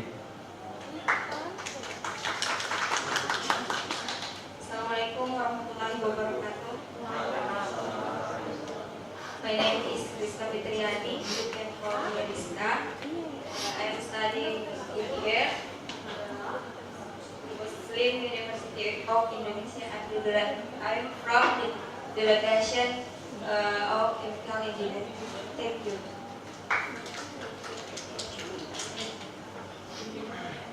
Alright, Assalamualaikum warahmatullahi wabarakatuh. And good morning everyone. Let me introduce myself. My name is Muhammad Panji Satriawan Liambo. You can call me Panji. I'm from Kendari, Southeast Sulawesi.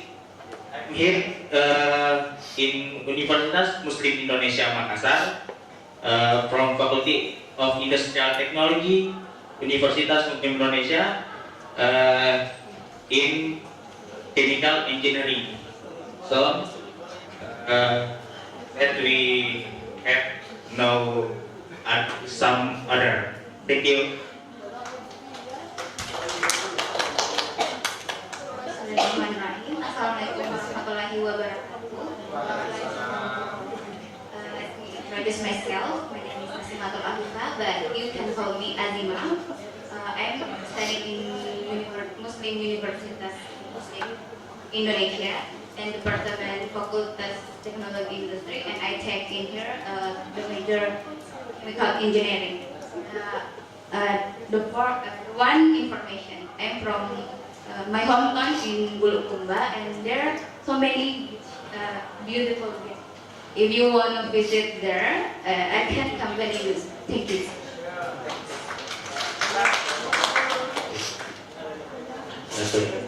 Assalamualaikum warahmatullahi wabarakatuh.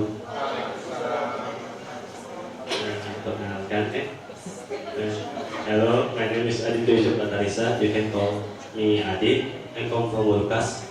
And now I'm studying in here. Thank you. Assalamualaikum warahmatullahi wabarakatuh. My name is Nina Yuliana. You can call me Mira. I'm from Lubanggai, Central Sulawesi. I'm from the Department of Chemical Engineering. Thank you. Assalamualaikum warahmatullahi wabarakatuh. My name is Masfira. You can call me Ece. And I come from Central Sulawesi, Banggai Laut. And I like to be in this room because this is my first time join this event. Thank you.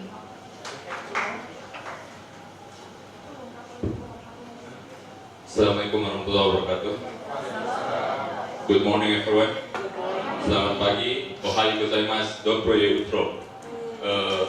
Watashi no namae wa Miftaman Faiz, but you can call me Faiz. I'm an undergraduate student from Hasanuddin University, Mining Engineering Department. I'm coming from a little district in Makassar called Sudiang. You know Sudiang? It was far, far away from here. No, I'm just kidding. Yeah, so this is my first ASEAN Youth Forum. So I would like to say that welcome to Indonesia and please enjoy the hot weather it has been here. Thank you.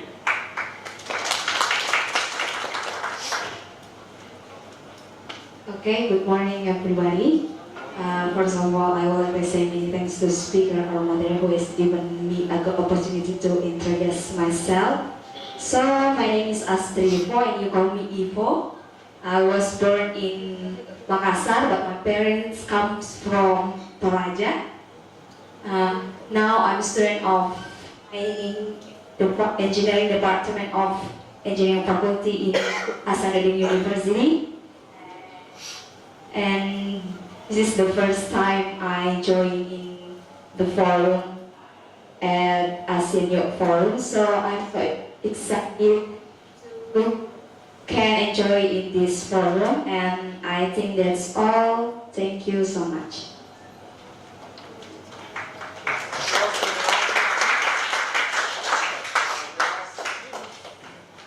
The last participant introduced to us is Astrid. So thank you for all. We have the last 3 minutes. I just remind you again to make sure that we have a very good forum.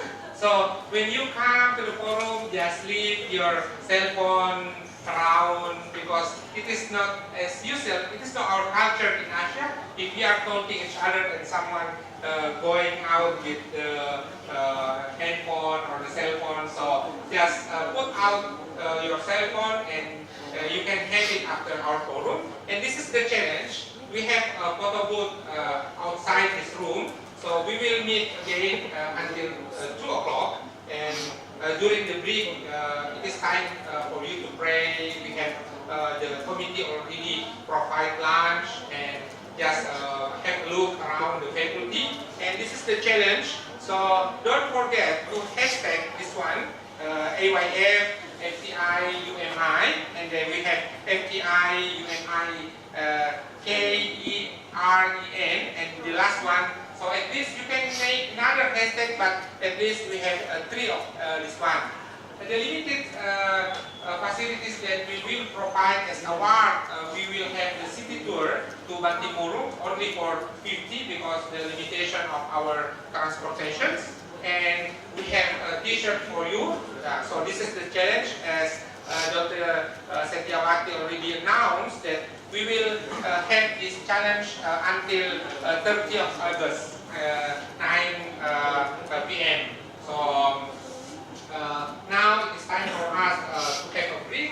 Any announcement where our lunch? Okay, our lunch is here. Okay, so now I will stop here, and our lunch is provided here. So enjoy the lunch. And make sure you are not sitting with your friends from the same university, because you have already the contact, but try to make contact with others. I will stop here. Thank you very much and enjoy the lunch.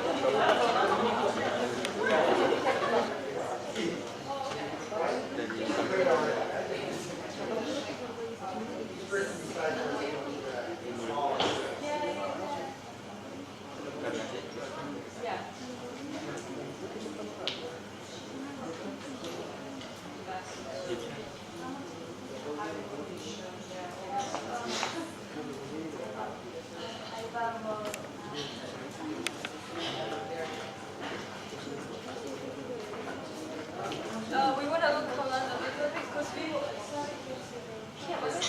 Then we right back. Let's go outside.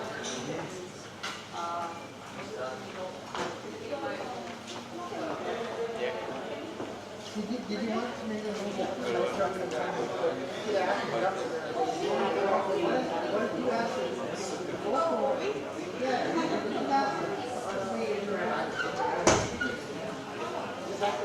show you around.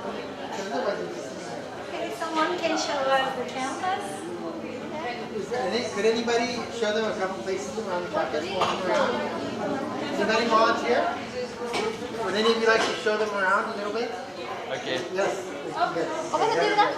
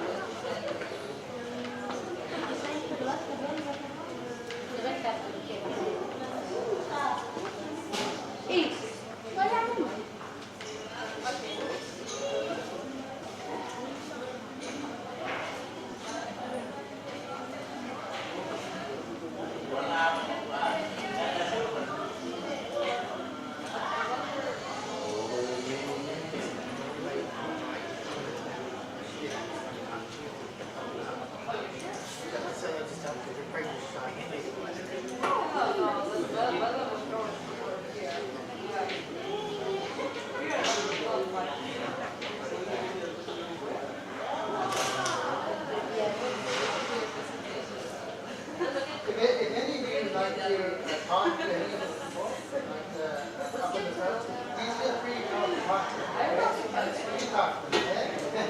This is your chance to put it for your free time, all right?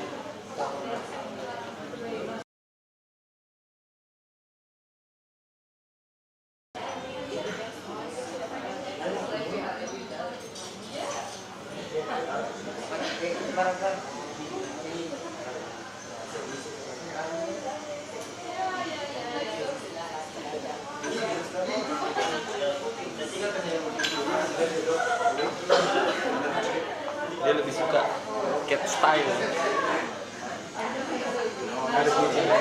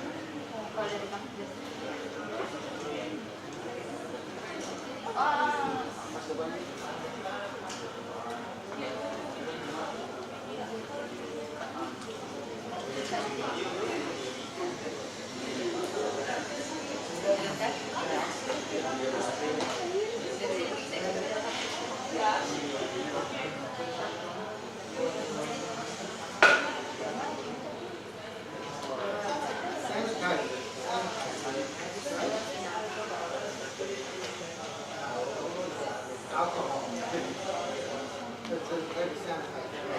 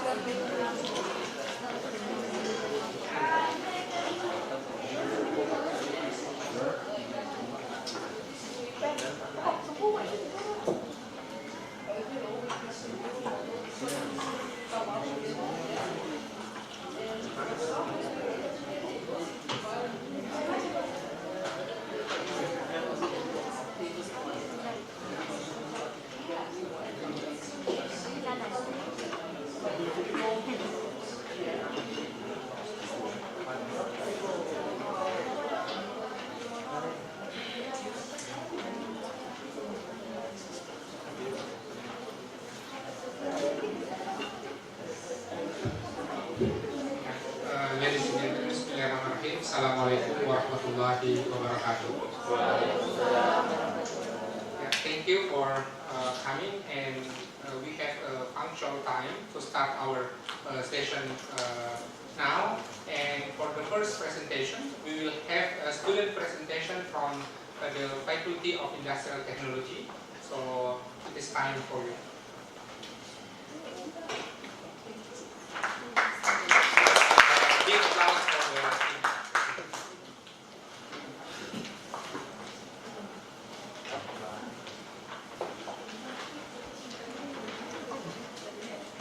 Bismillahirrahmanirrahim. Assalamualaikum warahmatullahi wabarakatuh.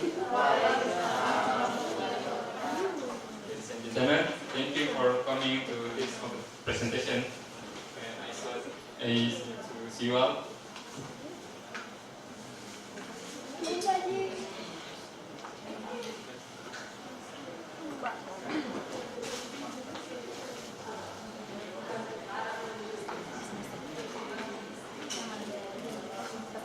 Just want to introduce myself and my colleagues.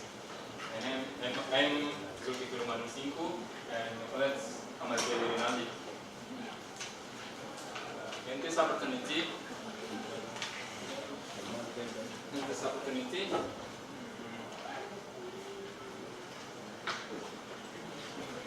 I would like to you about the diversity of nature in Indonesia. And then I would like you to the present the diversity of nature in Indonesia in my country.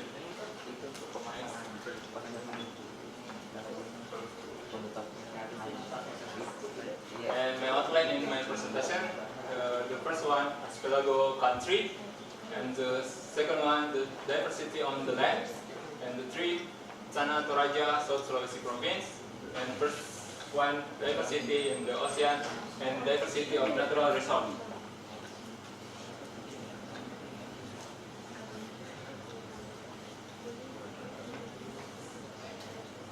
First, I will explain to you about archipelago country. Indonesia is an archipelago country with more than 19,000 islands. Indonesia is split by two oceans and two continents. Indonesia is located in the equator. So Indonesia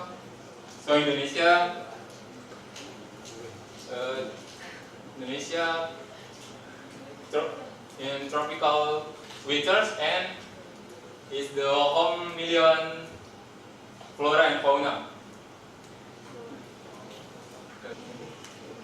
Indonesia is a tropical country which have rainforest to absorb oxygen in the world. And 3 seconds, Indonesia is surrounded by ring of cluster or volcano from Aceh in North Sulawesi. And 3 seconds, and 3-1, and diversity in Indonesia of flora, palm trees, cacao, and king of fruit, durian, and cengkeh, and diversity in Indonesia of fauna, tarsius, Borneo orangutan, Sumatra tiger, and tarsius is an endemic animal in north and in south of Sulawesi.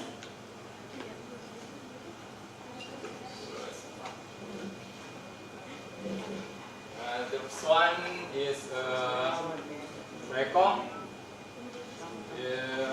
Rekong has a bull.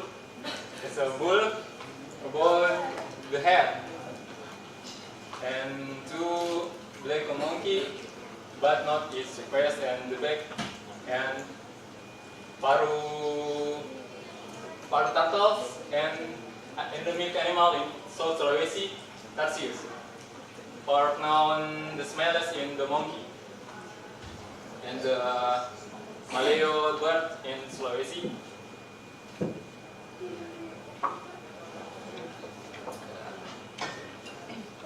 And then Tanah Toraja, South Sulawesi province, I switch to explain about to switch in materiality. Thank you so much. I will continue the presentation. This is Tanah Toraja. As we know that Tanah Toraja is one of the foremost object tourism in Southeast Sulawesi and one of the foremost object tourism in Indonesia especially. And why I take Tanah Toraja as an example of my presentation, as we know that Tanah Toraja or Toraja land is one of the example of exotic culture that utilizing the nature, especially Karst Hill, being burial for the family that has been passed away. In this presentation, I will show about the traditional host of Toraja and then about the Karst Hill in Toraja. This is the place of the Torajanis deceased family. And as we know that many tourism around the world, they really interest with the Karst Hill of Torajanis have. And this is one of the World Heritage of Indonesia have.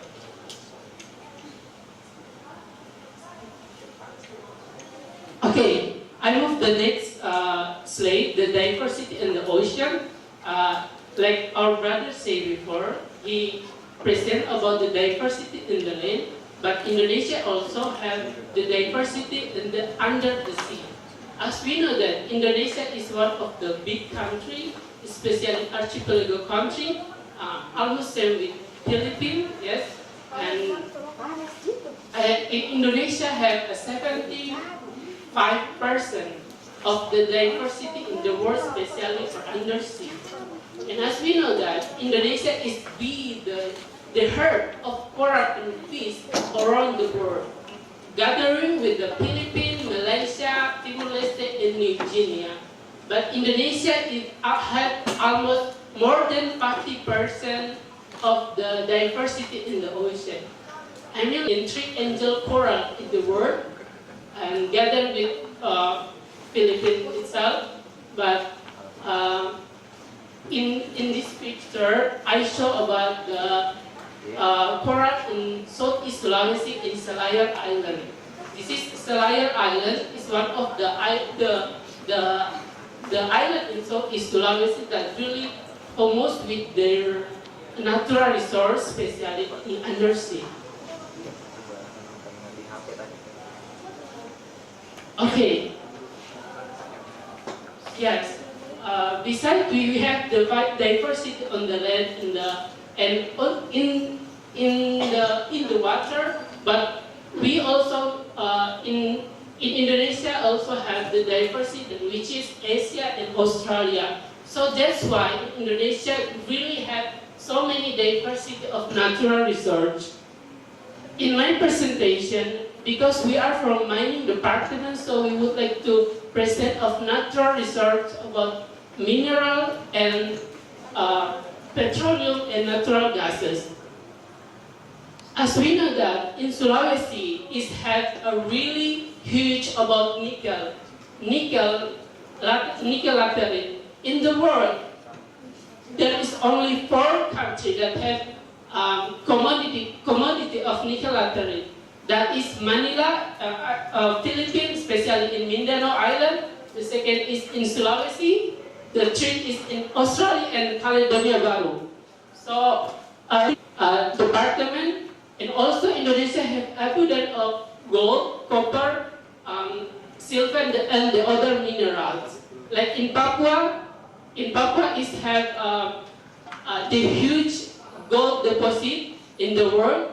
And also spread in other, one of the country which have really diversity of natural resources. So, and I would like to show for all of you about the Torajanis culture, and they using nature itself as a part of their culture.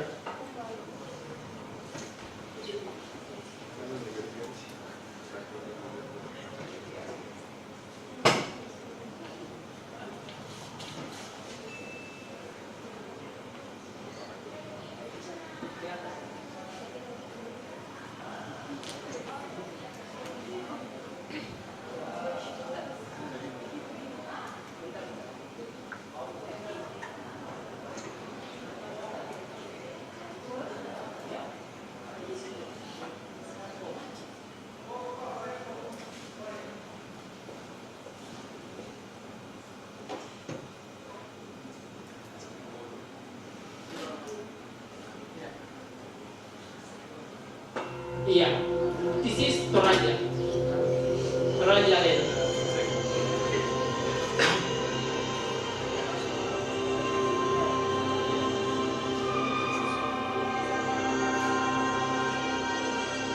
This is Kars Hill, like I said before.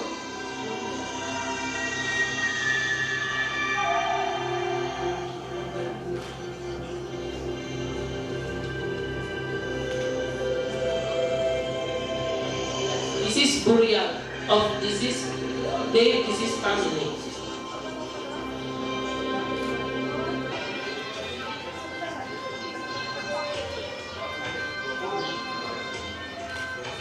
This is traditional house of Tanah.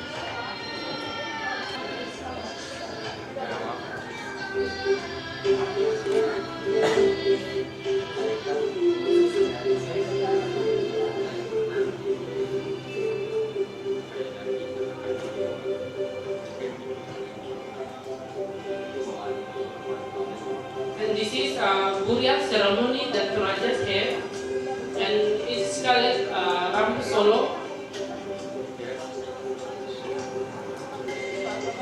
And every single person that died, they said in the Kars Hill like this, a traditional host, namely Tongkona. Yeah.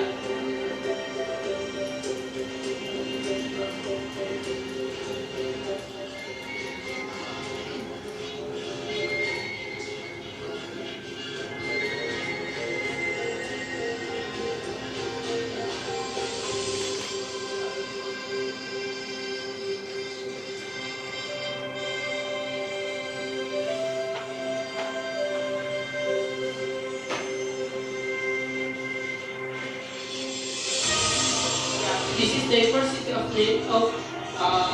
seas that Indonesia has, especially in Southeast Sulawesi. This is traditional boat of Sulawesi hair.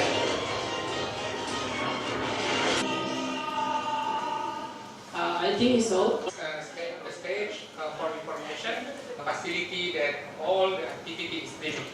So if you like to share our activity for your friends in home or your family, so you can log into the YouTube with the FTI Universitas Muslim Indonesia. So all our activity will be recorded over there.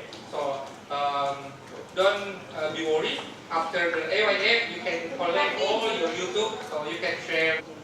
I think it's also an interesting culture that you can present it. So my question, why, or your main idea, why you choose Tanah Toraja as your presentation today? Thank you.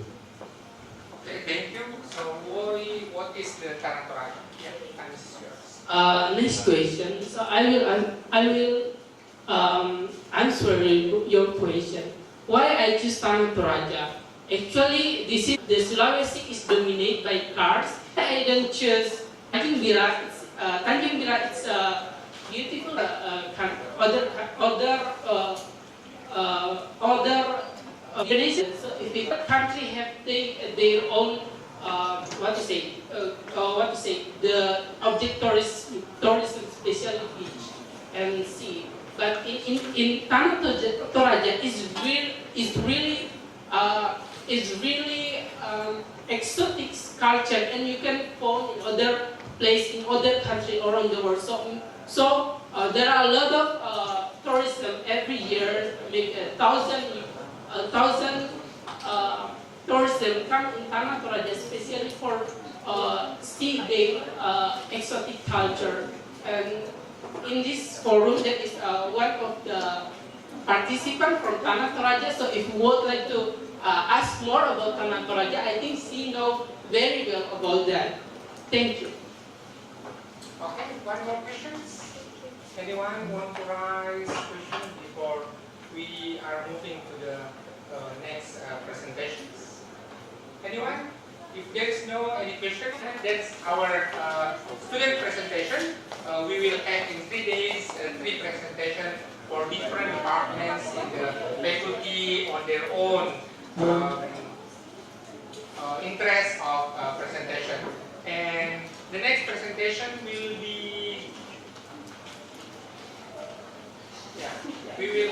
our next one, working culture, Japan and Indonesia.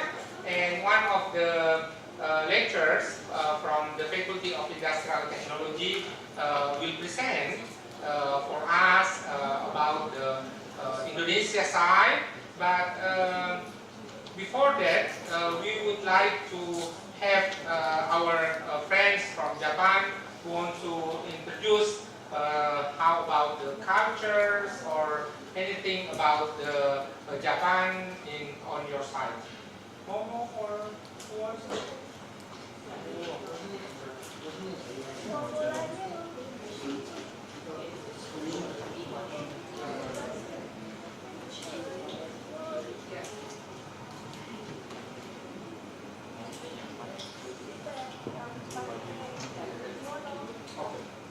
Before we are going to this one, we will have Marina, our friends from Russia, to present. You need PowerPoint or anything? Yeah. You already put here? Okay, so this is yours, Marina. Thank you.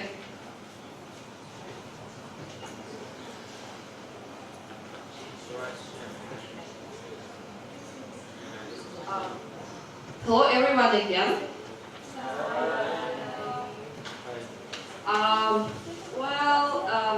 As a keynote speaker, I think that I'm supposed to talk to you guys about the general topic of our forum and the rest. But I would like to tell you that it has always been a good tradition of all EYFs for all comers from all countries to tell a little bit about the countries and cultures. So I decided not to step up from that tradition and to tell you a little bit about my country before going to that topic. But before we start, I would like to draw the attention of you all guys. So I really like when we have a presentation, not just one person is standing and telling something, but I would like you all to take part in the discussion, because I think we can do it a better way, I think. Before we actually move to the next slide, so I would like to ask you a question that I have already asked many people from other countries before you. So the question is, what is actually your perception of Russia? So before I tell anything, so what is your image of the country? So what do you know about it? Oh yeah, good. Yeah, our president. Anything else? President Stalin. Excuse me? Stalin. Yeah, that used to be our hat too. Probably something like. So what is the country about? Yeah. Okay. Oh. Yeah, we have just had the World Cup. Yeah. Thanks for reminding me. Anything else? Who said what? Yeah, I was really waiting for it. Yeah.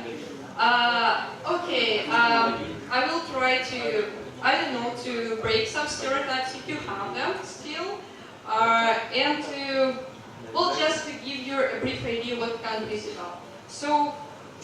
You see very many people when thinking of our country, just imagine as something like this. That Russia only consists of the capital, which is Moscow on the west, and the rest of the country just consists of a great forest full of bears, and there are also some stations that extract oil. So. Yeah, it might sound funny, but this is the image that very many people from other countries have about Russia. And to a certain extent, it may be true, because we really have a lot of forests and wild animals and so on. But now I would like to give you a short lesson of Russian geography, so that you know better, and after that I can assure that you will really become experts in what Russia like looks like as a country. I mean, like from the point of its regions, like what's there. So I managed to find this art. Yeah, I really like it because this is a really good illustration, like not a stereotypical one, of what Russia consists of. So we will go like from the west to the east, if you don't mind. So you see here on the west, like we really have like our capital. So the most active part of like social and political and cultural life like naturally comes here. So because this is our capital, and here like a bit more to the northeast of it is the second biggest city of Russia. It's called St. Petersburg. So basically, this is the so-called cultural capital of Russia. Like even though like the official one is definitely Moscow, still St. Petersburg is considered to be the cultural capital of the country. If you look at this part, here you can like all of a sudden see some palms, which means that not the whole Russia is constantly cold. So this part of Russia is very close to the Black Sea, and the climate here is, well, probably not like here, but I think it's considered to be subtropical. So that's why it means that Russians living here do not really have such severe winters as we have, for example. So they have hot summers and relatively mild winters. So then, like when we go further, here we have this mountain chain, Ural Mountains. So this is kind of a natural border between the European part and the Asian part. So everything that is behind the mountains, like to the west, is kind of European Russia. Everything that is behind the mountains to the east, sorry. I'm not used to the new technology yet. So, once again, everything to the west, European Russia. Everything to the east, from Ural Mountains, is Asian Russia. Yeah, that's why actually Russia is like considered like an official participant of the Asian Youth Forum, because we are both Europe and Asia. So, what else do we have here? So, the names in red are like other biggest cities of Russia, like apart from Moscow and St. Petersburg. So I can read them for you. So for example, Omsk, Krasnoyarsk, Norilsk, by the way, an extremely cold place, like really cold. So the temperature there might go, I think, to some 50 degrees Celsius below zero. Yeah, but there are still some people living there and doing their business and so on. Yeah, happily it's not me, like, or happily. What else? So here we have a very big region of Siberia. So probably the region that has preserved the wildness and like best conserved nature in it. Here we have Yakutsk and Magadan, so two more big Russian cities. So now we are already like, to the very east of it. So in the northeast, we have many volcanoes.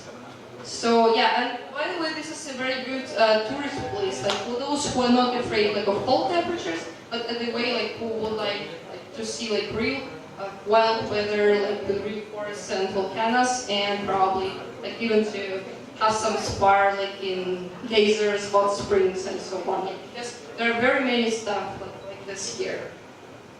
And this is the Russian Far East. Okay, we have one more again. The city of Khabarovsk is actually the city where I came from to you.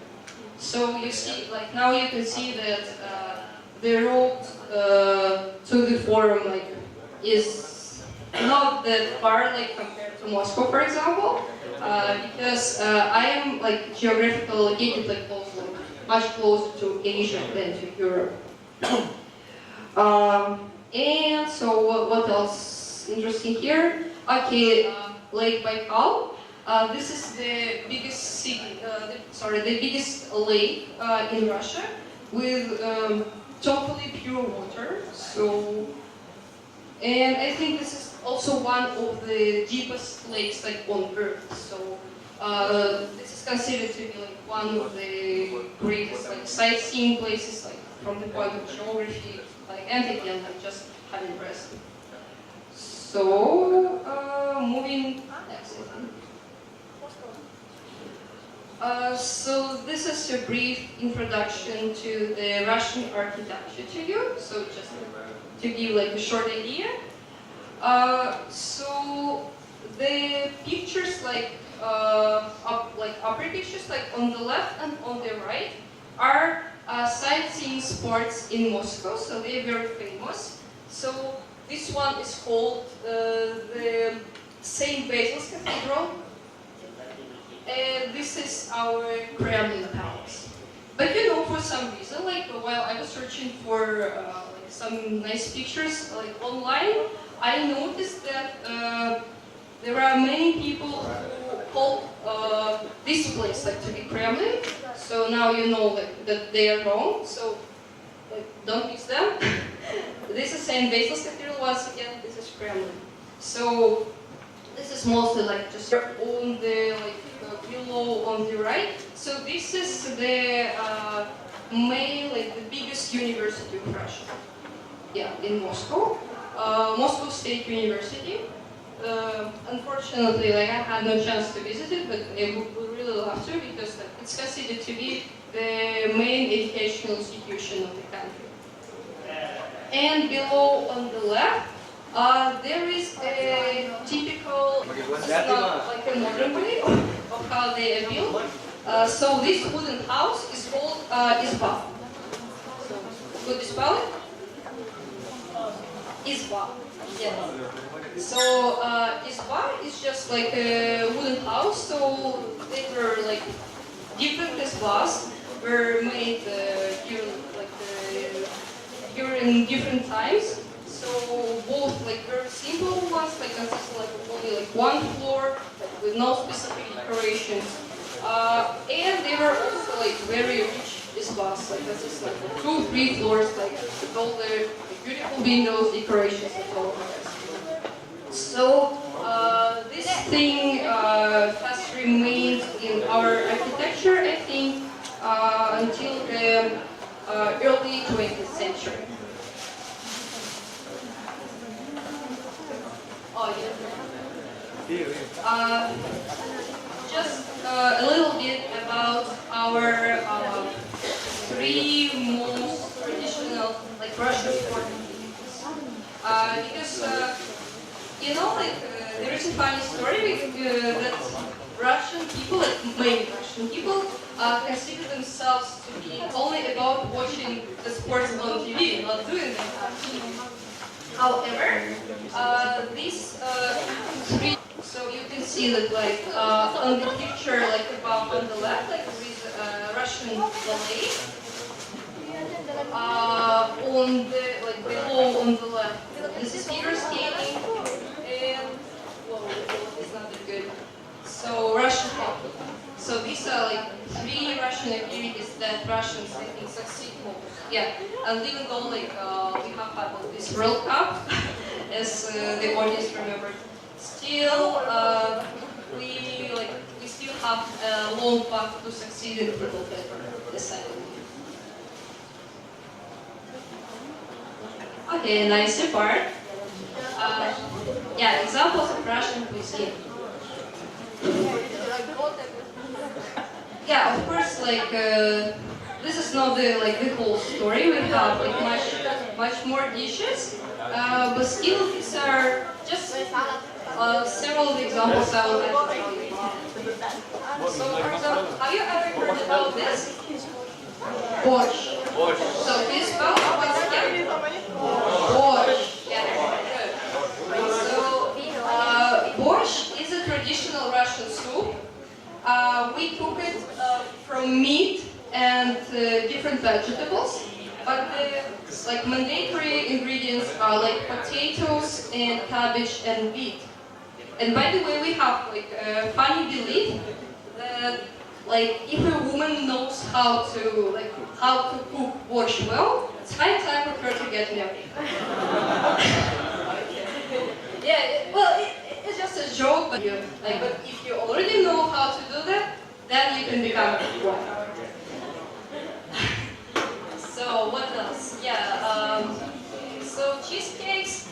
Well, I would say that this is not really cheese. It's more about like cottage cheese or quark.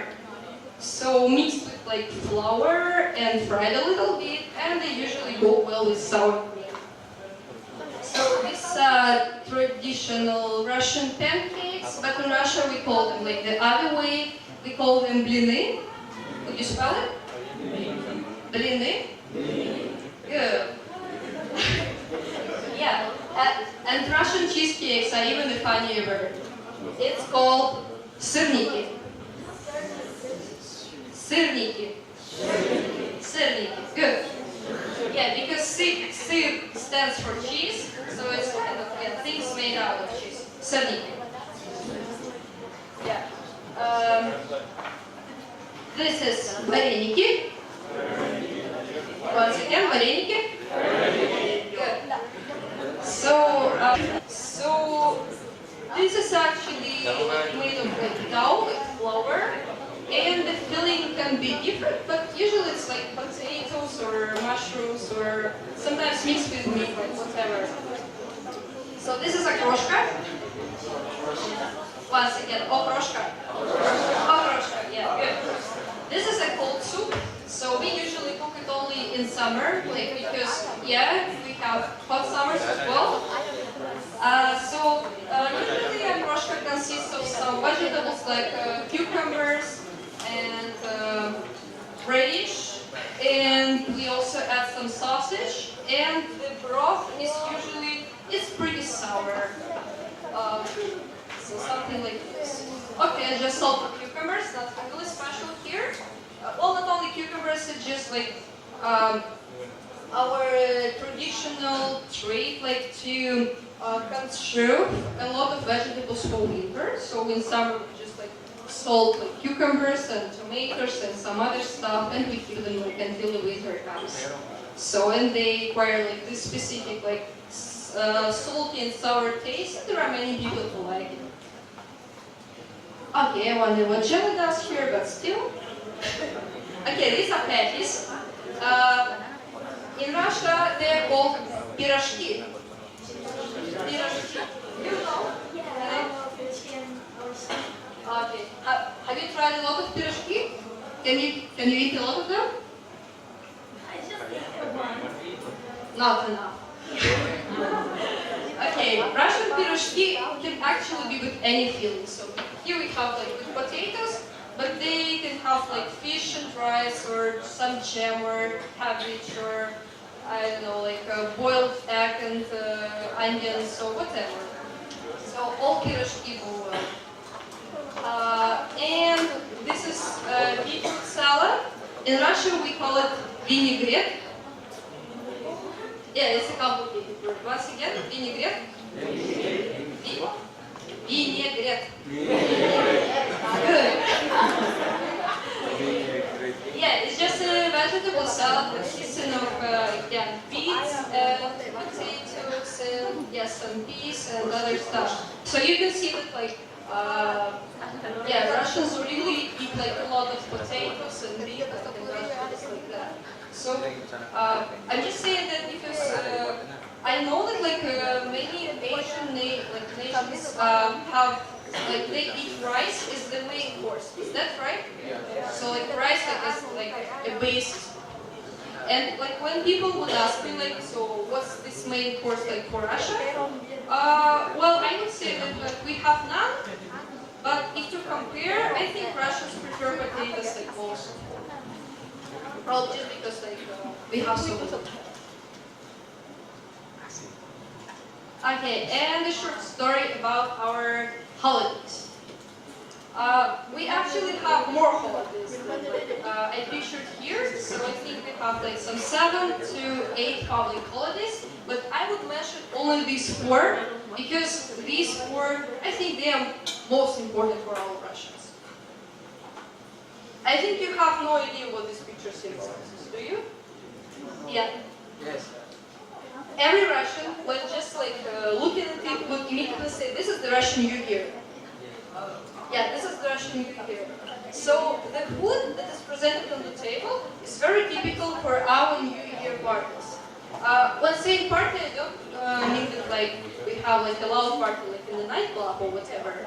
I mean like family parties. So it's a good tradition for Russians like to celebrate the New Year like on this night, like from December 31st to January 1st. So just like families gather.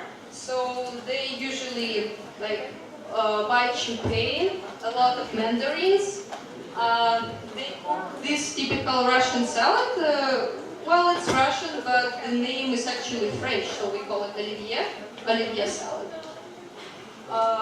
And we also have like the tree, which is called, well, like in many countries it's called Christmas tree, but we usually have it like for the New Year, because most Russians do not really celebrate Christmas, except for like religious Russians, so those who are Christians. So next very important holiday is February 23rd. It is called to be a day of the defender of the fatherland, and it used to be like a military-related holiday. But all of a sudden, it turned to be kind of a man's day, you know.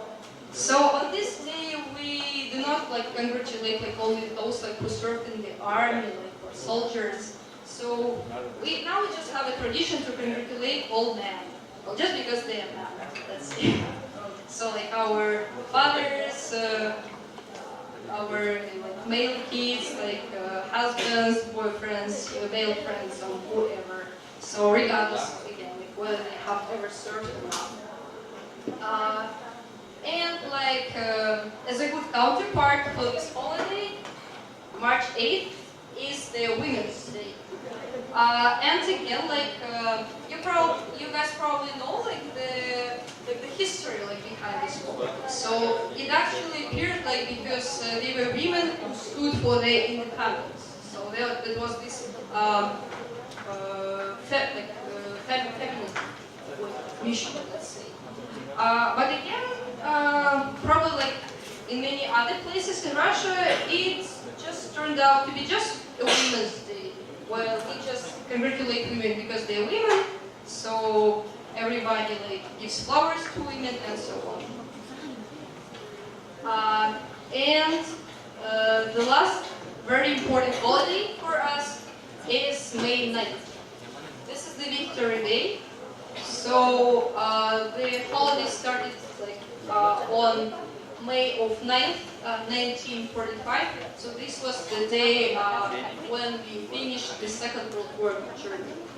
So even though like we are, of course, we're not enemies with Germany anymore, many people appreciate this tradition a lot. So and every year we have like great official parades.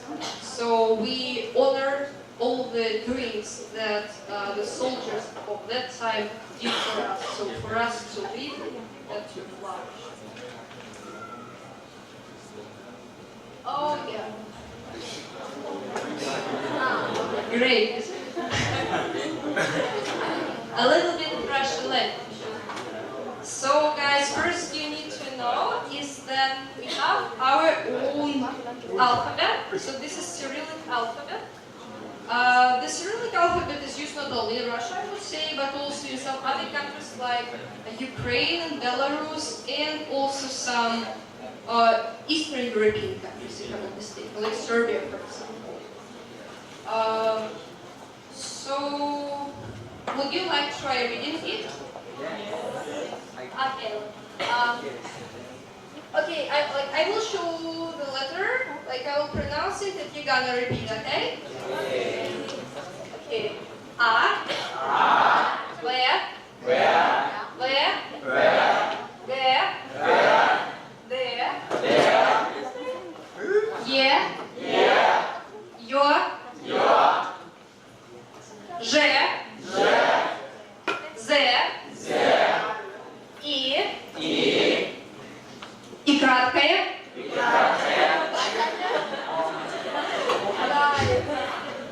again. И краткое. Good. K. L. M. N. O. P. R. S. T. U. F. H. C. Ч. Ш. But that's a difficult song. Sh. Good.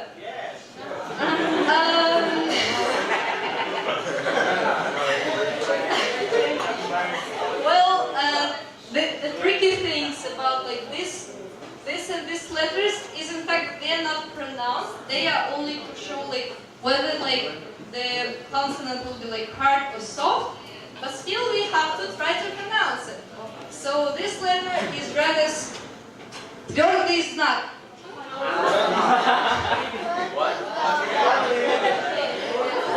Again, let's do it in two stages because there are actually two words here.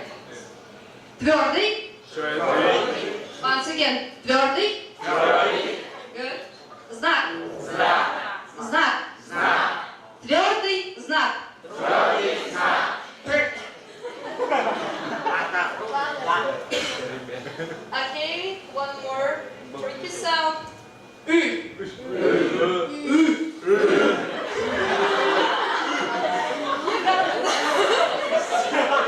Yeah, so it's like a very, very harsh E. So you just like open your mouth.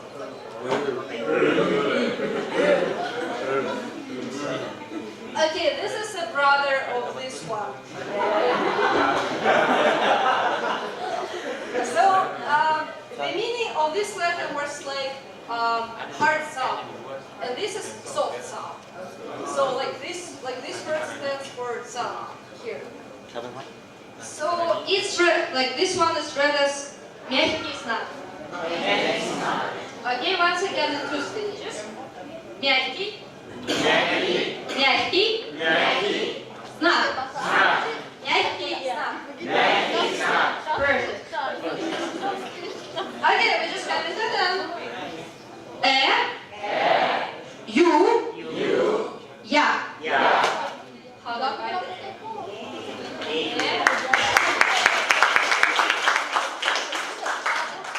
Any volunteers to read this whole thing? Wow. Okay. Let's just do it like all together once again, and we will go like to some like Russian words, okay? Once again. A. B. B. G. D. Е. Ё. Ж. З. И. И краткое. К. Л. М. Н. О. П. Р. С. Т. У. Ф. Х. Ц.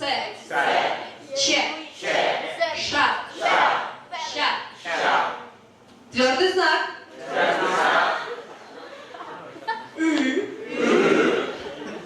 Мягкий знак.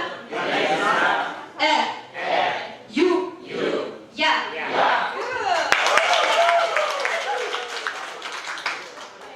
Now you can tell everyone I know Russian.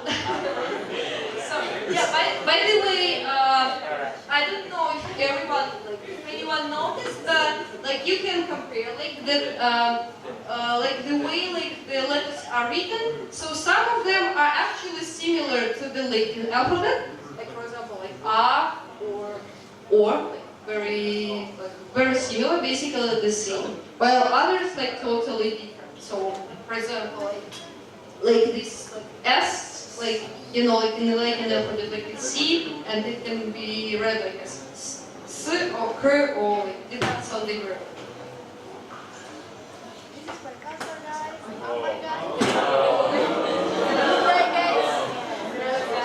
Apa guys?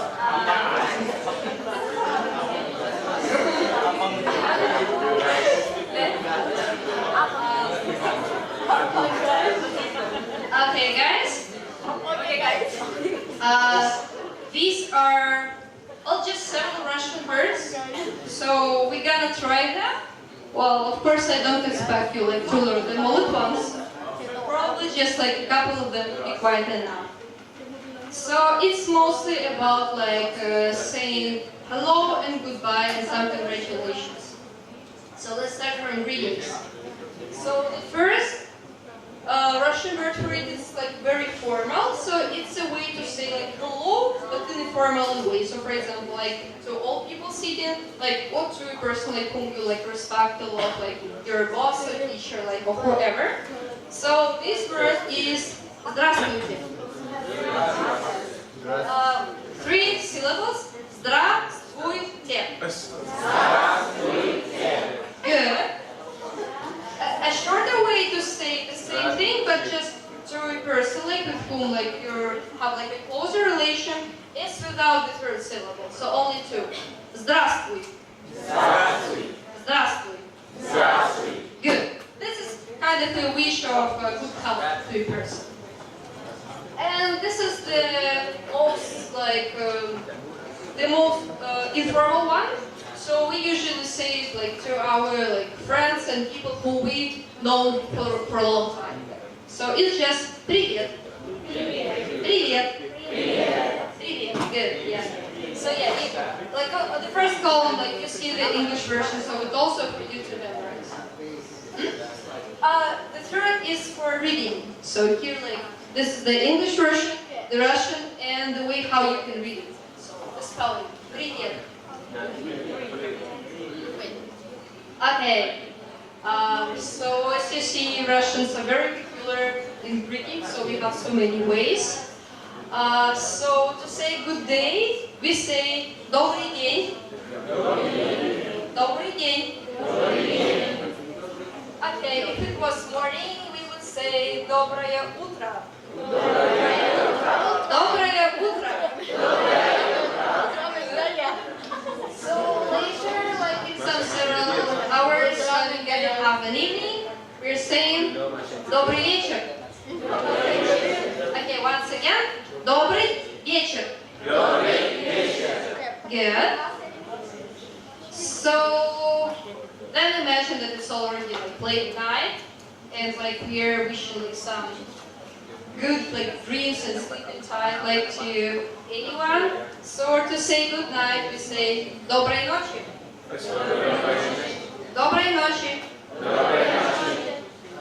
Also like sleep well. Спокойной ночи. Okay, once again. Спокойной. Yeah, you just look here. Спокойной. Ночи. Спокойной ночи. You're doing good. Better than me. Sweet dreams. Сладких снов. Сладких снов. Okay. Now, I think that will be the easier part. Okay, to say goodbye. До свидания.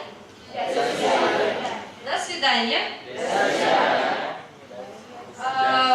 Well, part well, it's such a sad word. Well, okay, let's try it. It's pretty easy. Прощай. Прощай.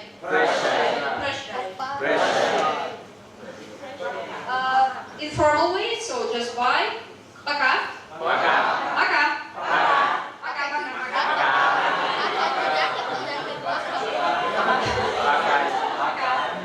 Yeah, that's a very easy one. So,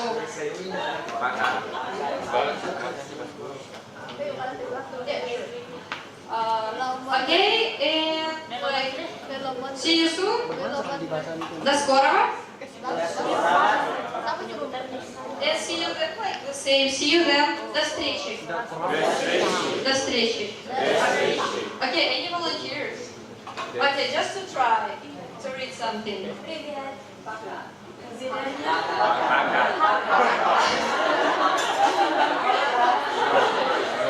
guys, we decided that this two will do, right? Just привет and пока. Привет, пока. Okay, guys. I think that's all for now. I hope you enjoyed the Russian language, and in case you want to learn some more, you can always approach me while I'm here. Thank you.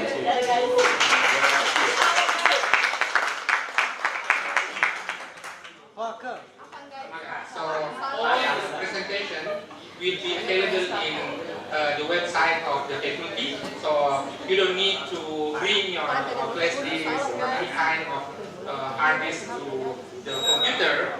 The committee will put and upload all the presentation that you have to the website. And then for those who prepare for the second day and the third day, make sure you have a very good presentation, because your presentation will be shared throughout the world.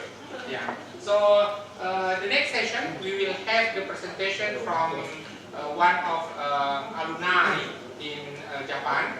She is a lecturer in our faculty. She will present for us the understanding between Indonesian and Japanese. Yeah, since now in the age of 21st century, the time to understand each other, and it is not comparative actually, but just to spot out of Indonesia. She has years in Japan studying PhD over there, so thank you for us.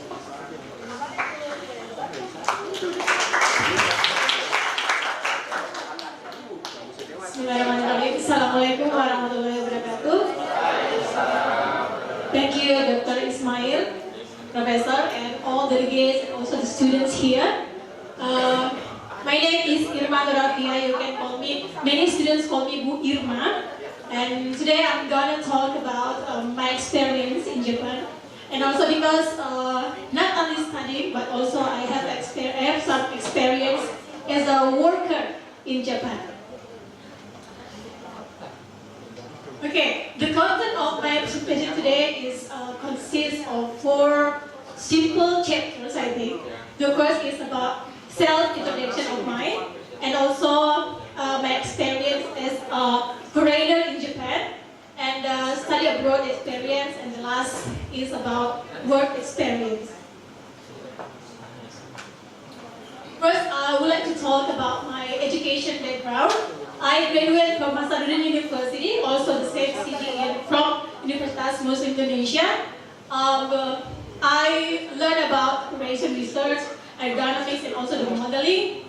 And I got my Master of Engineering from 10 November Institute of Technology, another city of Java. And then I also attended summer school Human Science in the Kyushu University. And from 2013, I started as a doctoral student in Kyushu University. And my research area is about ergonomics and human factors, also about the general industrial engineering. What is this? Okay, this is Fukuoka, the place that I live when I study about my doctoral course. Fukuoka is located in the Kyushu Island. I think Momo-chan and also Makassar know well about this city than me. And I live in Fukuoka City, it's the capital of Fukuoka Prefecture. I live in Fukuoka is about 3 years and 6 months, I think. Before I start my doctoral course, I became a research student about 6 months. And as a foreigner, of course, we very excited about 4 seasons in Japan, right? Autumn and winter and also spring. Summer, I think, is not so different between Indonesia because we also experience the humidity and the warm season. But my favorite season is autumn because the different color from the summer to the autumn is very different, and the leaf is very beautiful. And then I like winter so much because I can see the snow, right? Because we never see snow in Indonesia. And this picture shows the Seiji no Hi, right? Momo-san? Seiji no Hi. And also the spring season. The very interesting is about spring season is Sakura. So there is one activity of Japanese people to do like hanabi. We enjoy the sakura under the sakura tree with our colleague, with our family or friends.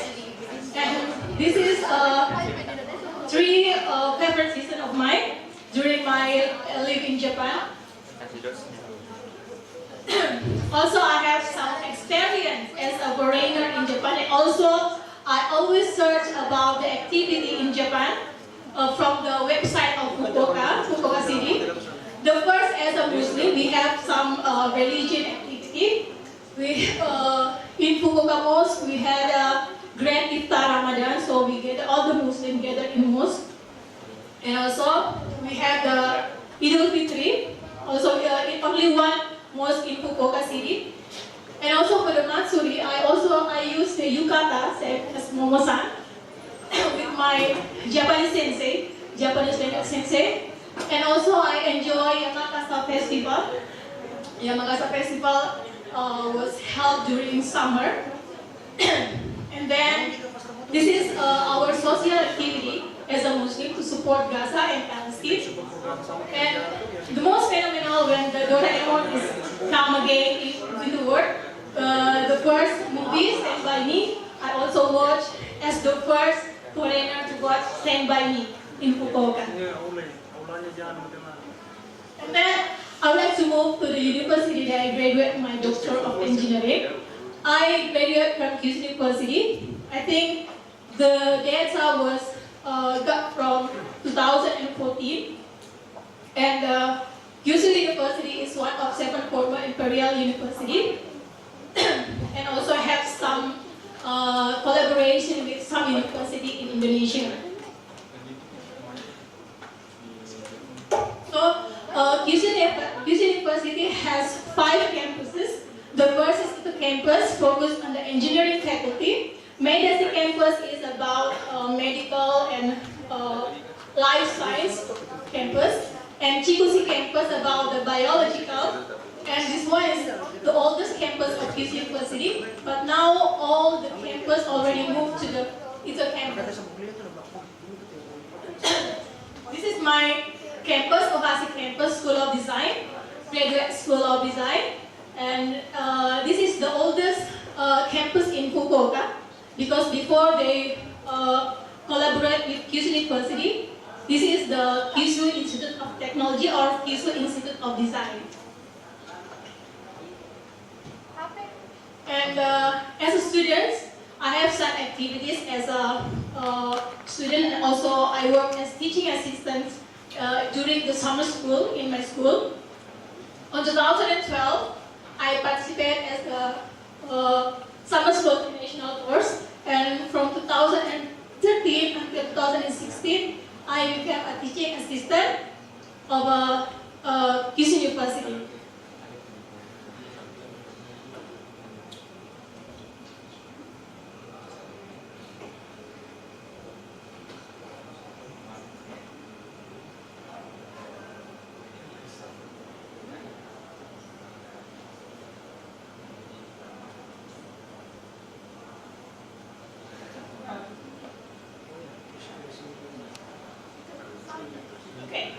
And then why I choose Kyushu University? Because I eager to learn about the elder people. As we know that Japan is the life of expectancy of people in Japan is very high, about 85 years old for women. So since my research is about the elderly people, so I choose Japan, especially for Fukuoka, to learn about many things about the elderly people. And also I learned about biomechanics.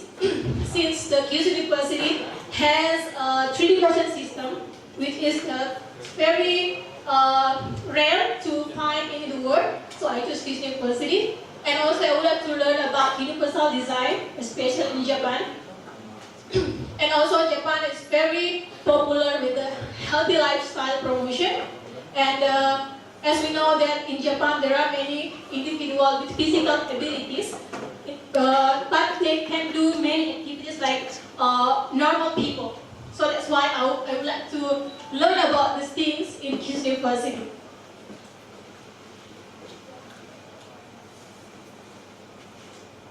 And what I learned during my doctoral course in Kyushu University, I work in the experimental house of Kyushu University, we call as our laboratory. And also, I learned about 3D motion analysis system.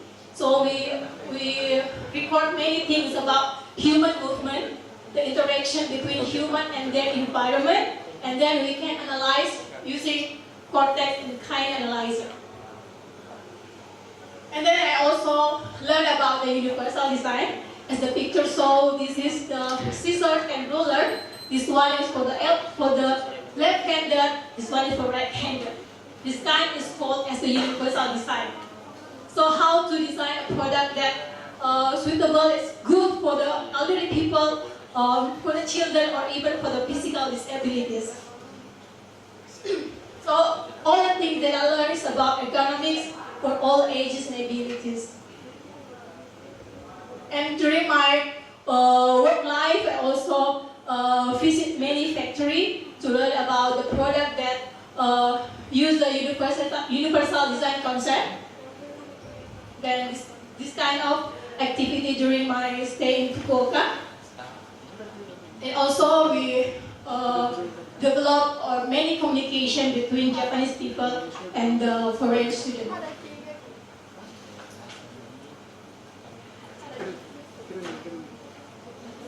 Okay, for my laboratory life, this is my workstation. I record many things about human movement in this place, experimental house. He is my professor, and also we conduct many experiments at the research center for human environmental adaptation. So during my work in laboratory at Kyushu University, I try to conduct many experimental apparatus. And for example, motion analysis. This is my my research for my doctoral course.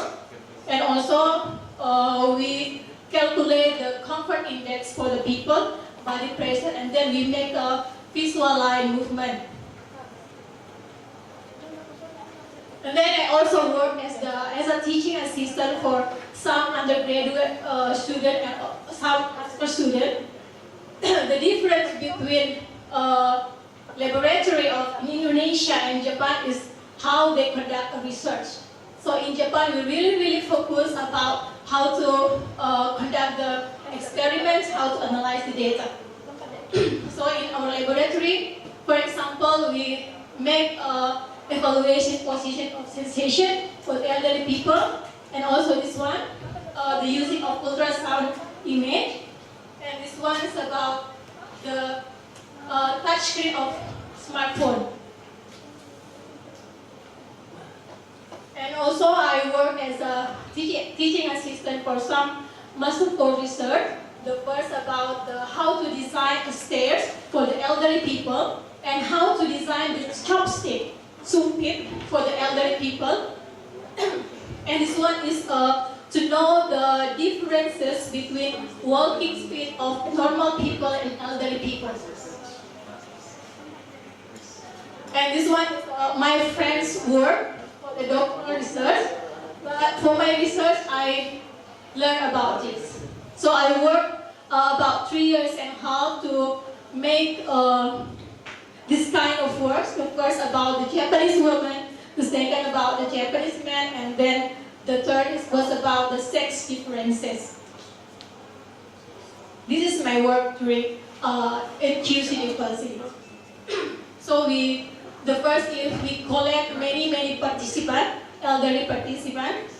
Then every day I work from morning until 8 p.m. to collect the data, to analyze the data, and conduct the experiment. And then I would like to talk about my work experience. In Japan, our desk, every day we work here. We have one research room. So for me, I can explain that Japanese desk are organized in an open plane or in Japanese obeya seido, in which guests are grouped together in teams of co-workers.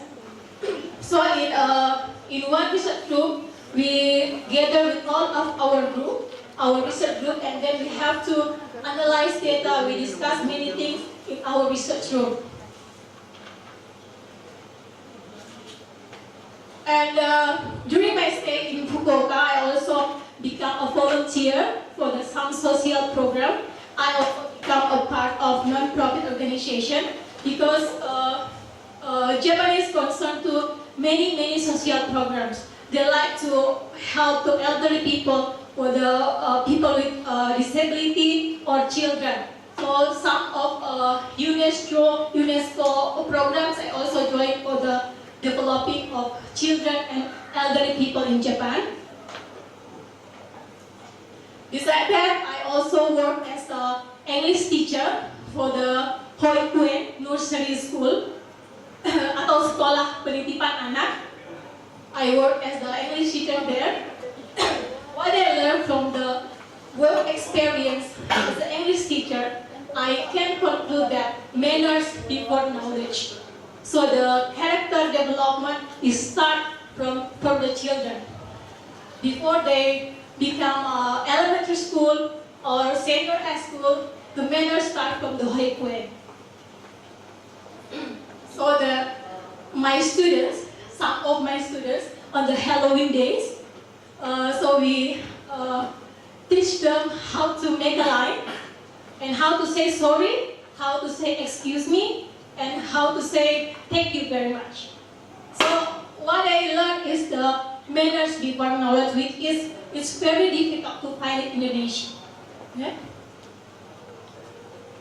And then regarding my study in Japan, what I learned is I can conclude that work hard to achieve our goal. In Indonesia, maybe we come to university at 10 a.m., right? Or 11 a.m. or after Zuhur. But in Japan, I try to manage my time. I came to campus at 8 a.m. and I back to campus 8 p.m. So I came earlier before my professor, and I go home earlier, the latest before my professor. Thank you very much. Maybe we can discuss about the differences between working or study or living in Japan, Indonesia, since there are three Japanese people here. Any questions?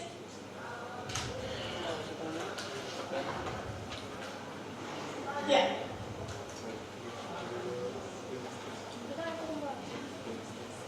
Please mention your name and your department. Okay, thank you so much. My name is Ahmad Rinaldi, majoring mining engineering. And I'm really interested with your labor, and I just want to ask about how could you take the example of the people interaction with the environment. I don't really understand how we record them, and we record them directly or by the activity from the camera that we have. Thank you.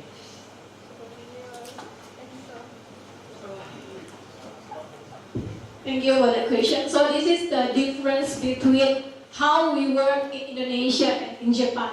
As a student in Japan, we work in our laboratory. So we invite some people to become our participants, right? But in Indonesia, for example, or my students' research, we will visit some factory, right? Some company to analyze the worker directly, right? But in Japan, we cannot go to the company because maybe we will bother all the activities. So we will invite some students. We make a simulation of the company. We make a simulation of the working activities in the labor, and also we will analyze. We will make a simulation. For example, at my slide.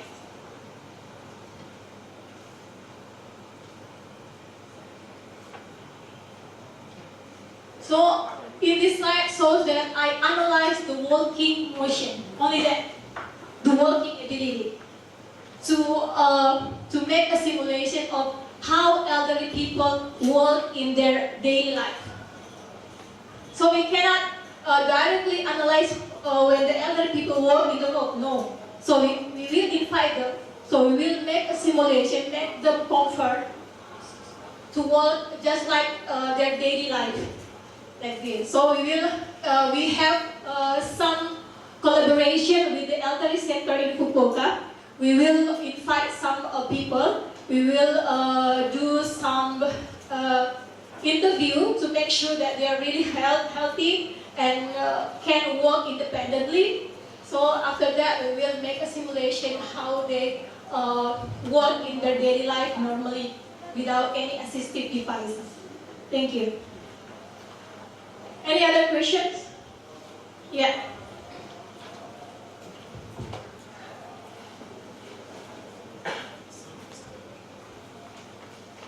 Baik, Assalamualaikum warahmatullahi wabarakatuh.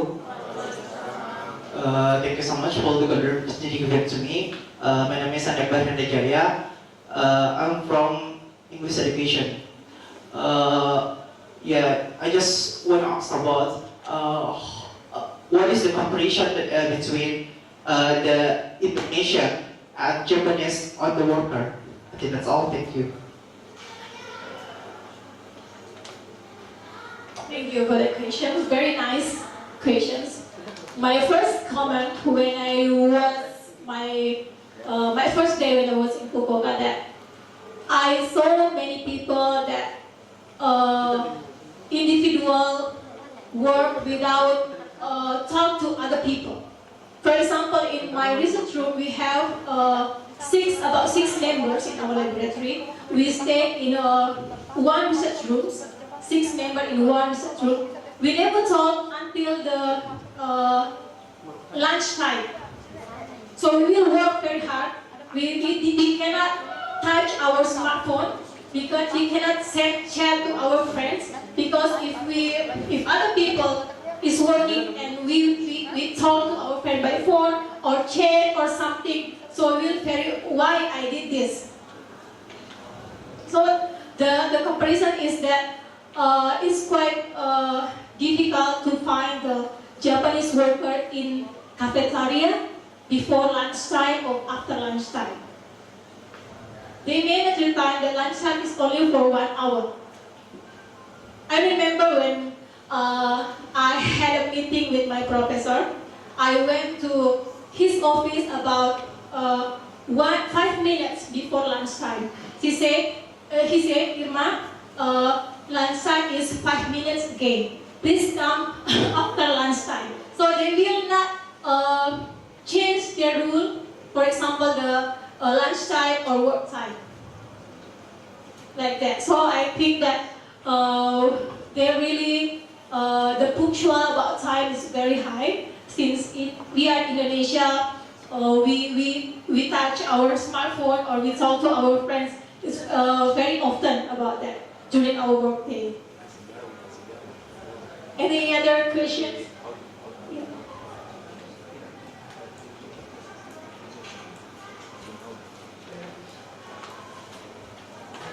Okay, well, thank you so much. Assalamualaikum warahmatullahi wabarakatuh. Okay, I underline one material that you have present, namely manner before knowledge.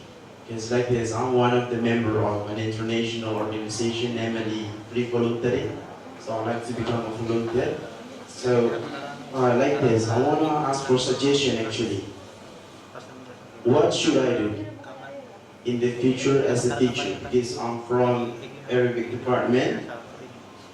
Yes, but because as we know that now in the fact, in Indonesia, especially in my district, namely Pindrang, the manner of the children is so bad, very lower than before. Like my generation, we always shake hand and say Assalamu alaikum. And now, sometimes the children or the students of the junior high school, kindergarten, elementary school, until the senior high school, doesn't have a manner anymore. never say Assalamualaikum and or shake hand like that. So what should I do as a teacher in the future? And how to change the paradigm of the globalization era, especially for always using mobile phone for the children. Thank you so much. Assalamualaikum warahmatullahi wabarakatuh. Thank you very much for the questions. The first regarding the smartphone, I remember when I teach Quran recitation for some Indonesian Muslim in Fukuoka. The elementary school students and also senior high school students cannot use the smartphone. They only use the mobile phone, and they only have 3 contacts: mother, father, and their teacher. Only that, right? Only that. So I think that the first that we have to teach our students or our kids is about respect. Respect to the older, respect to the teacher, and respect to the friends. I remember my students when I said, "Minasan, please make a line." I told in Ego in English, but one student still play with their friends. Go outside, go inside, come inside, and so they feel guilty because I already talked to them about 3 times. So he came to me and said, "Gomenasai," and he cried. Because I asked the head of the Hoikue why these children can say "Gomenasai" in a very, very polite. She said that we teach our children, our students about respect and manners. Respect and manners. We cannot teach about the mathematics or linguistics or something, but we teach our students first about respect. How to say thank you very much, how to say good morning, how to say I'm sorry. That's all. Since in Indonesia, sometimes we talk to our parents with smartphone in our hands, right? In Japan, we cannot do that. As long as I know. I don't know, now maybe it's quite different, but since I became a teacher in a Hoikuen school, I never see my students about 4 years old or 5 years old use their smartphone when they talk to their parents. I think that's like about that. Teach your students about respect and manners. Any other question? One last question maybe?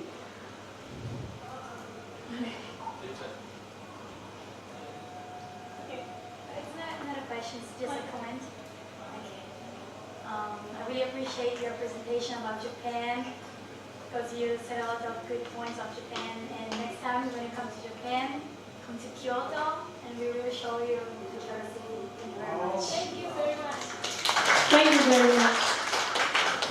Any other questions? Okay.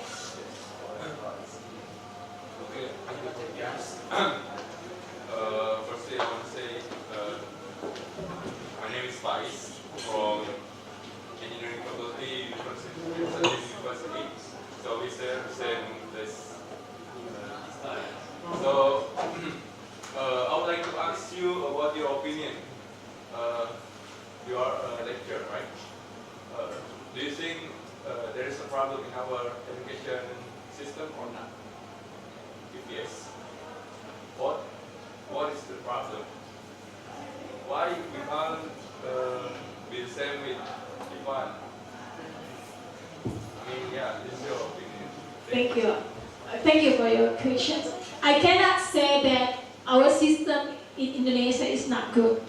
I think we have a good point of view of our education. Since Indonesia, our basic is about religion. So the first is about all the things that we face in the world, we back to our God. But my worries now in Indonesia is about how to respect. For example, I remember when I took 1 or 2 course lectures with the undergraduate student and master students. Every week we have 1 homework. Every week we have 1 homework. And in Japan, it's very impolite if we come late in our class, right?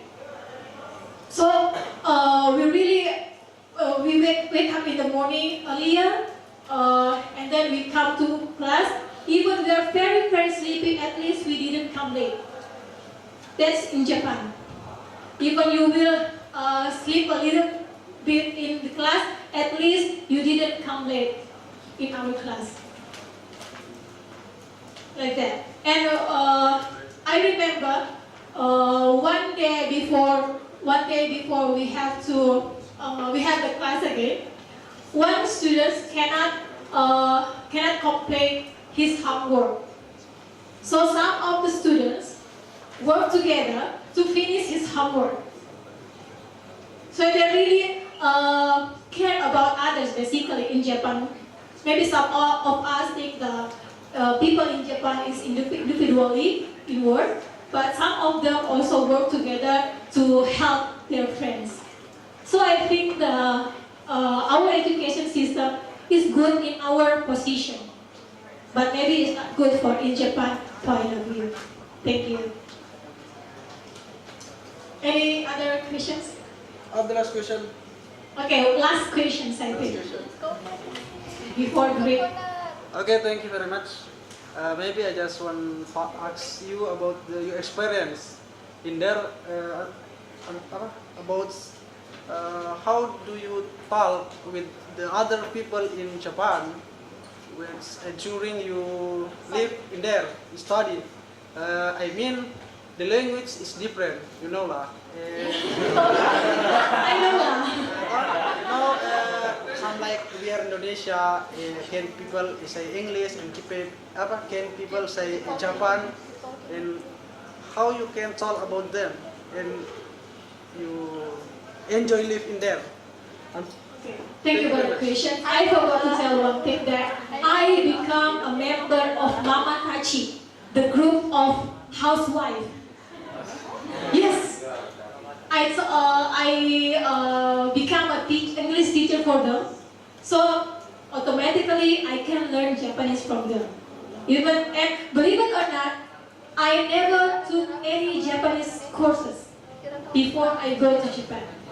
But in fact, I can become an English teacher in Japan. So before I go to Japan, I only can say 3 words. Ohayo gozaimasu, gomenasai, and arigatou gozaimasu. But in fact, in the airport, I tried to communicate with the local people. They couldn't understand what I said, because the pronunciation of Indonesian people is very, very different to Japanese people. And so I always visit some local activities. For example, elderly people, I talk to the many housewife club, Mama Tachi club, volleyball club. I talk to them. They couldn't speak in English. I also couldn't speak in Japanese. So the first is we communicate using body language. Right? Body language, and then years by years, I make a friend with them and I can communicate with them. So the first thing is don't decide to talk. Yes. Don't decide to talk Japanese. Until now, I become the Indonesian students in my laboratory that can speak Japanese. Because I always talk to my professor. Even he don't want to talk with me. So the first thing that I want to say, don't decide to talk Japanese. Because we can speak English better than Japanese basically. But you have to practice every day. Thank you.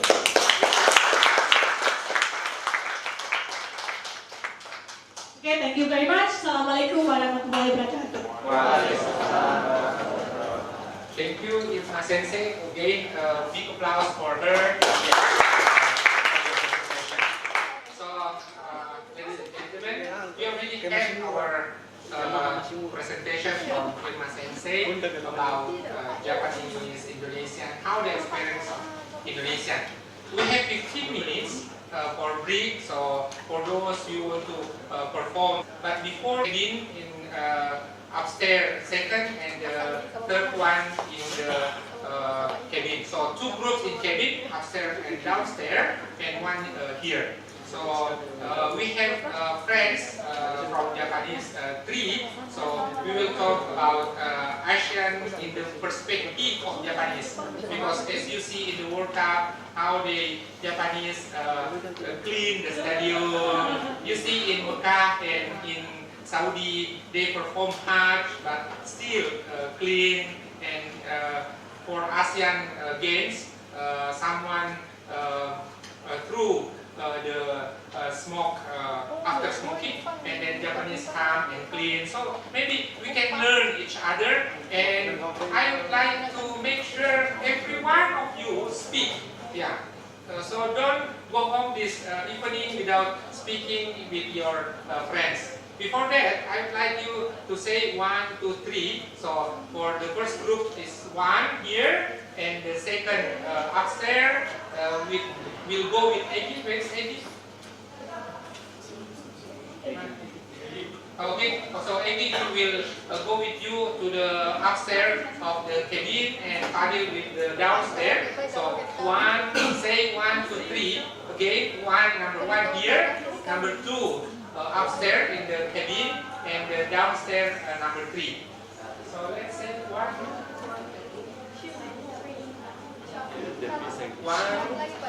2, 3.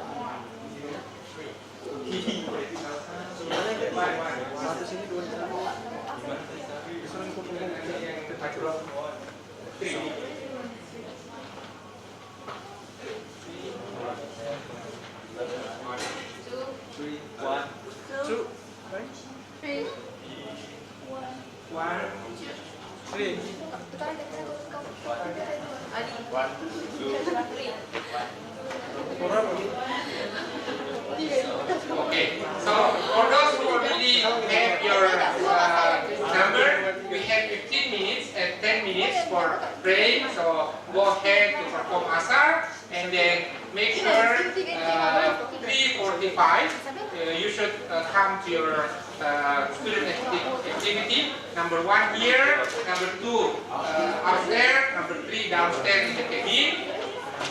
And 10 minutes before 5, make sure you're already in the room. So we need to wrap it up before the end of the first day of AYF. So once more, go to your room 1, 2, 3, and our friends from Japan will make a discussion activity. You can share deeply from your presentation if you have today, and then you can share any other kind of culture with your friends. And then before 10 minutes before 5, so make sure you really come to this room again. We need to wrap it up our the first day of IOF. Thank you for your participation. So you can dismiss.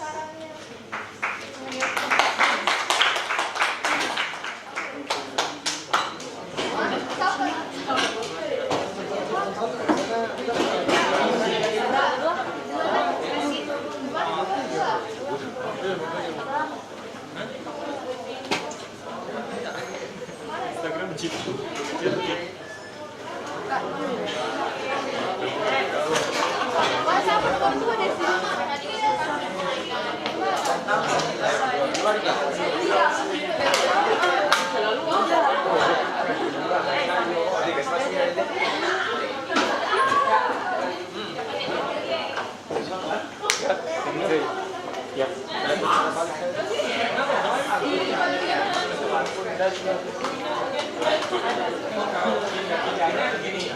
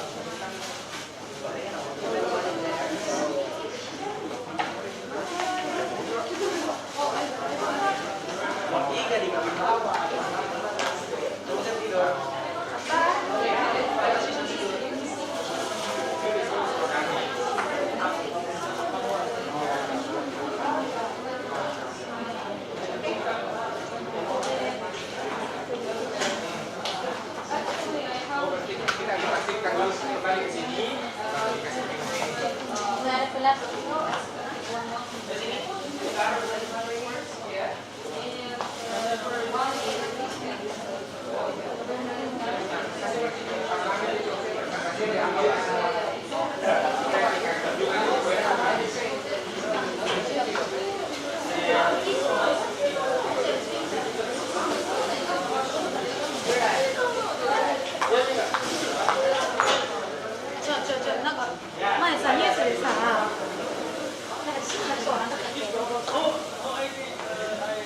Can you tell us?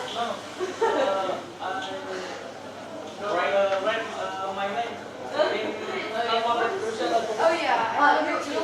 You want me to teach you how to write your name? Yes. Okay. Could you please? Yeah, just like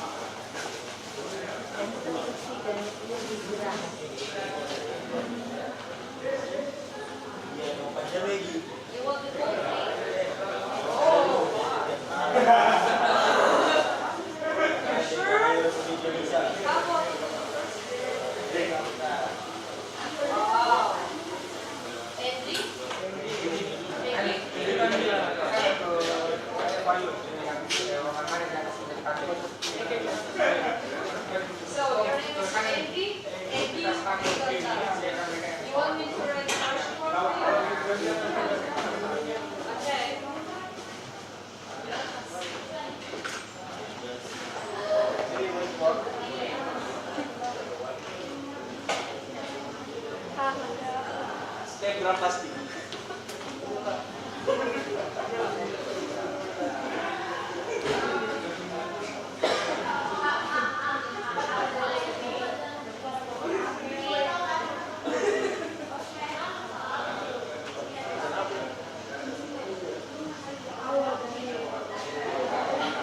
It's just some letters very similar.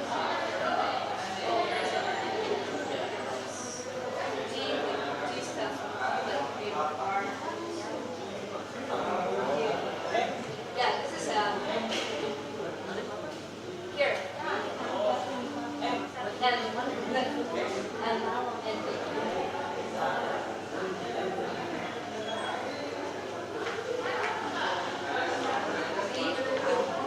Salat. Di mana? Salat di mana? Asal? Oh.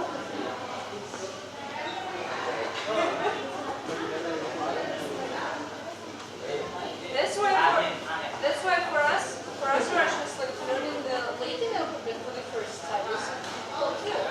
Just like it's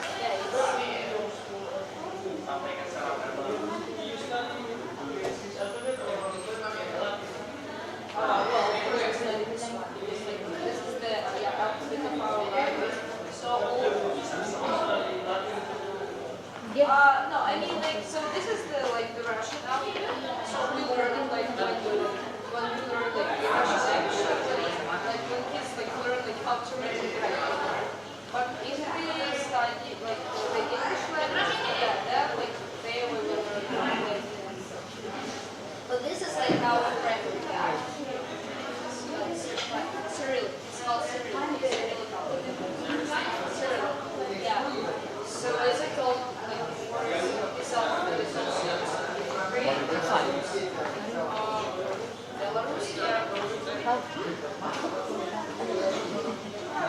Belarus,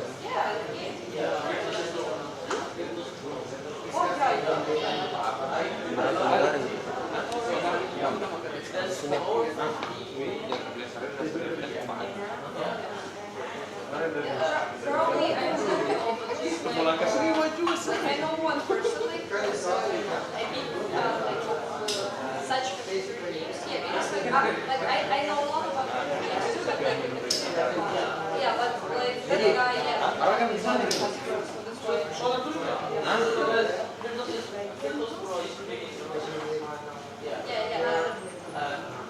I always watch them. you mean like this stream?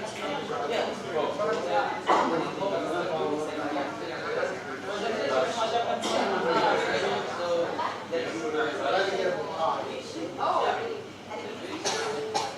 I really like the pronunciation of the Asian. Oh,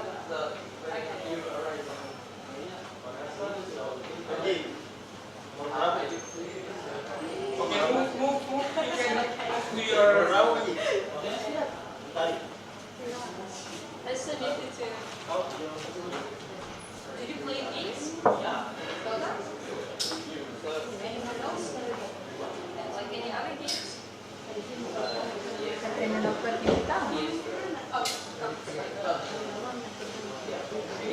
for those who are going to edit, you can go with edit.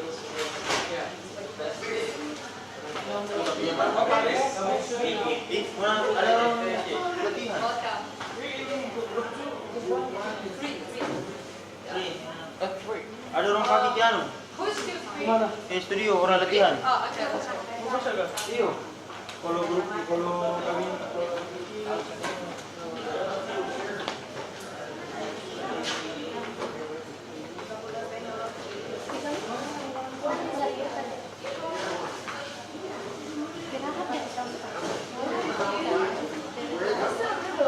Are you guys one?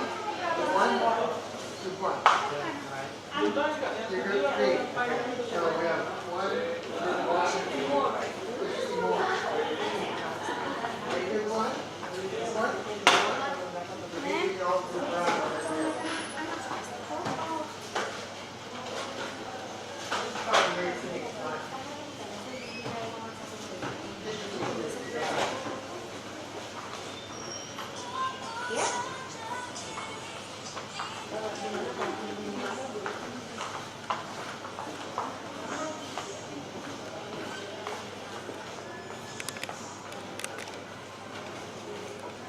Buy a helmet and take it with me to Vietnam every time I go. And I carry the helmet with me.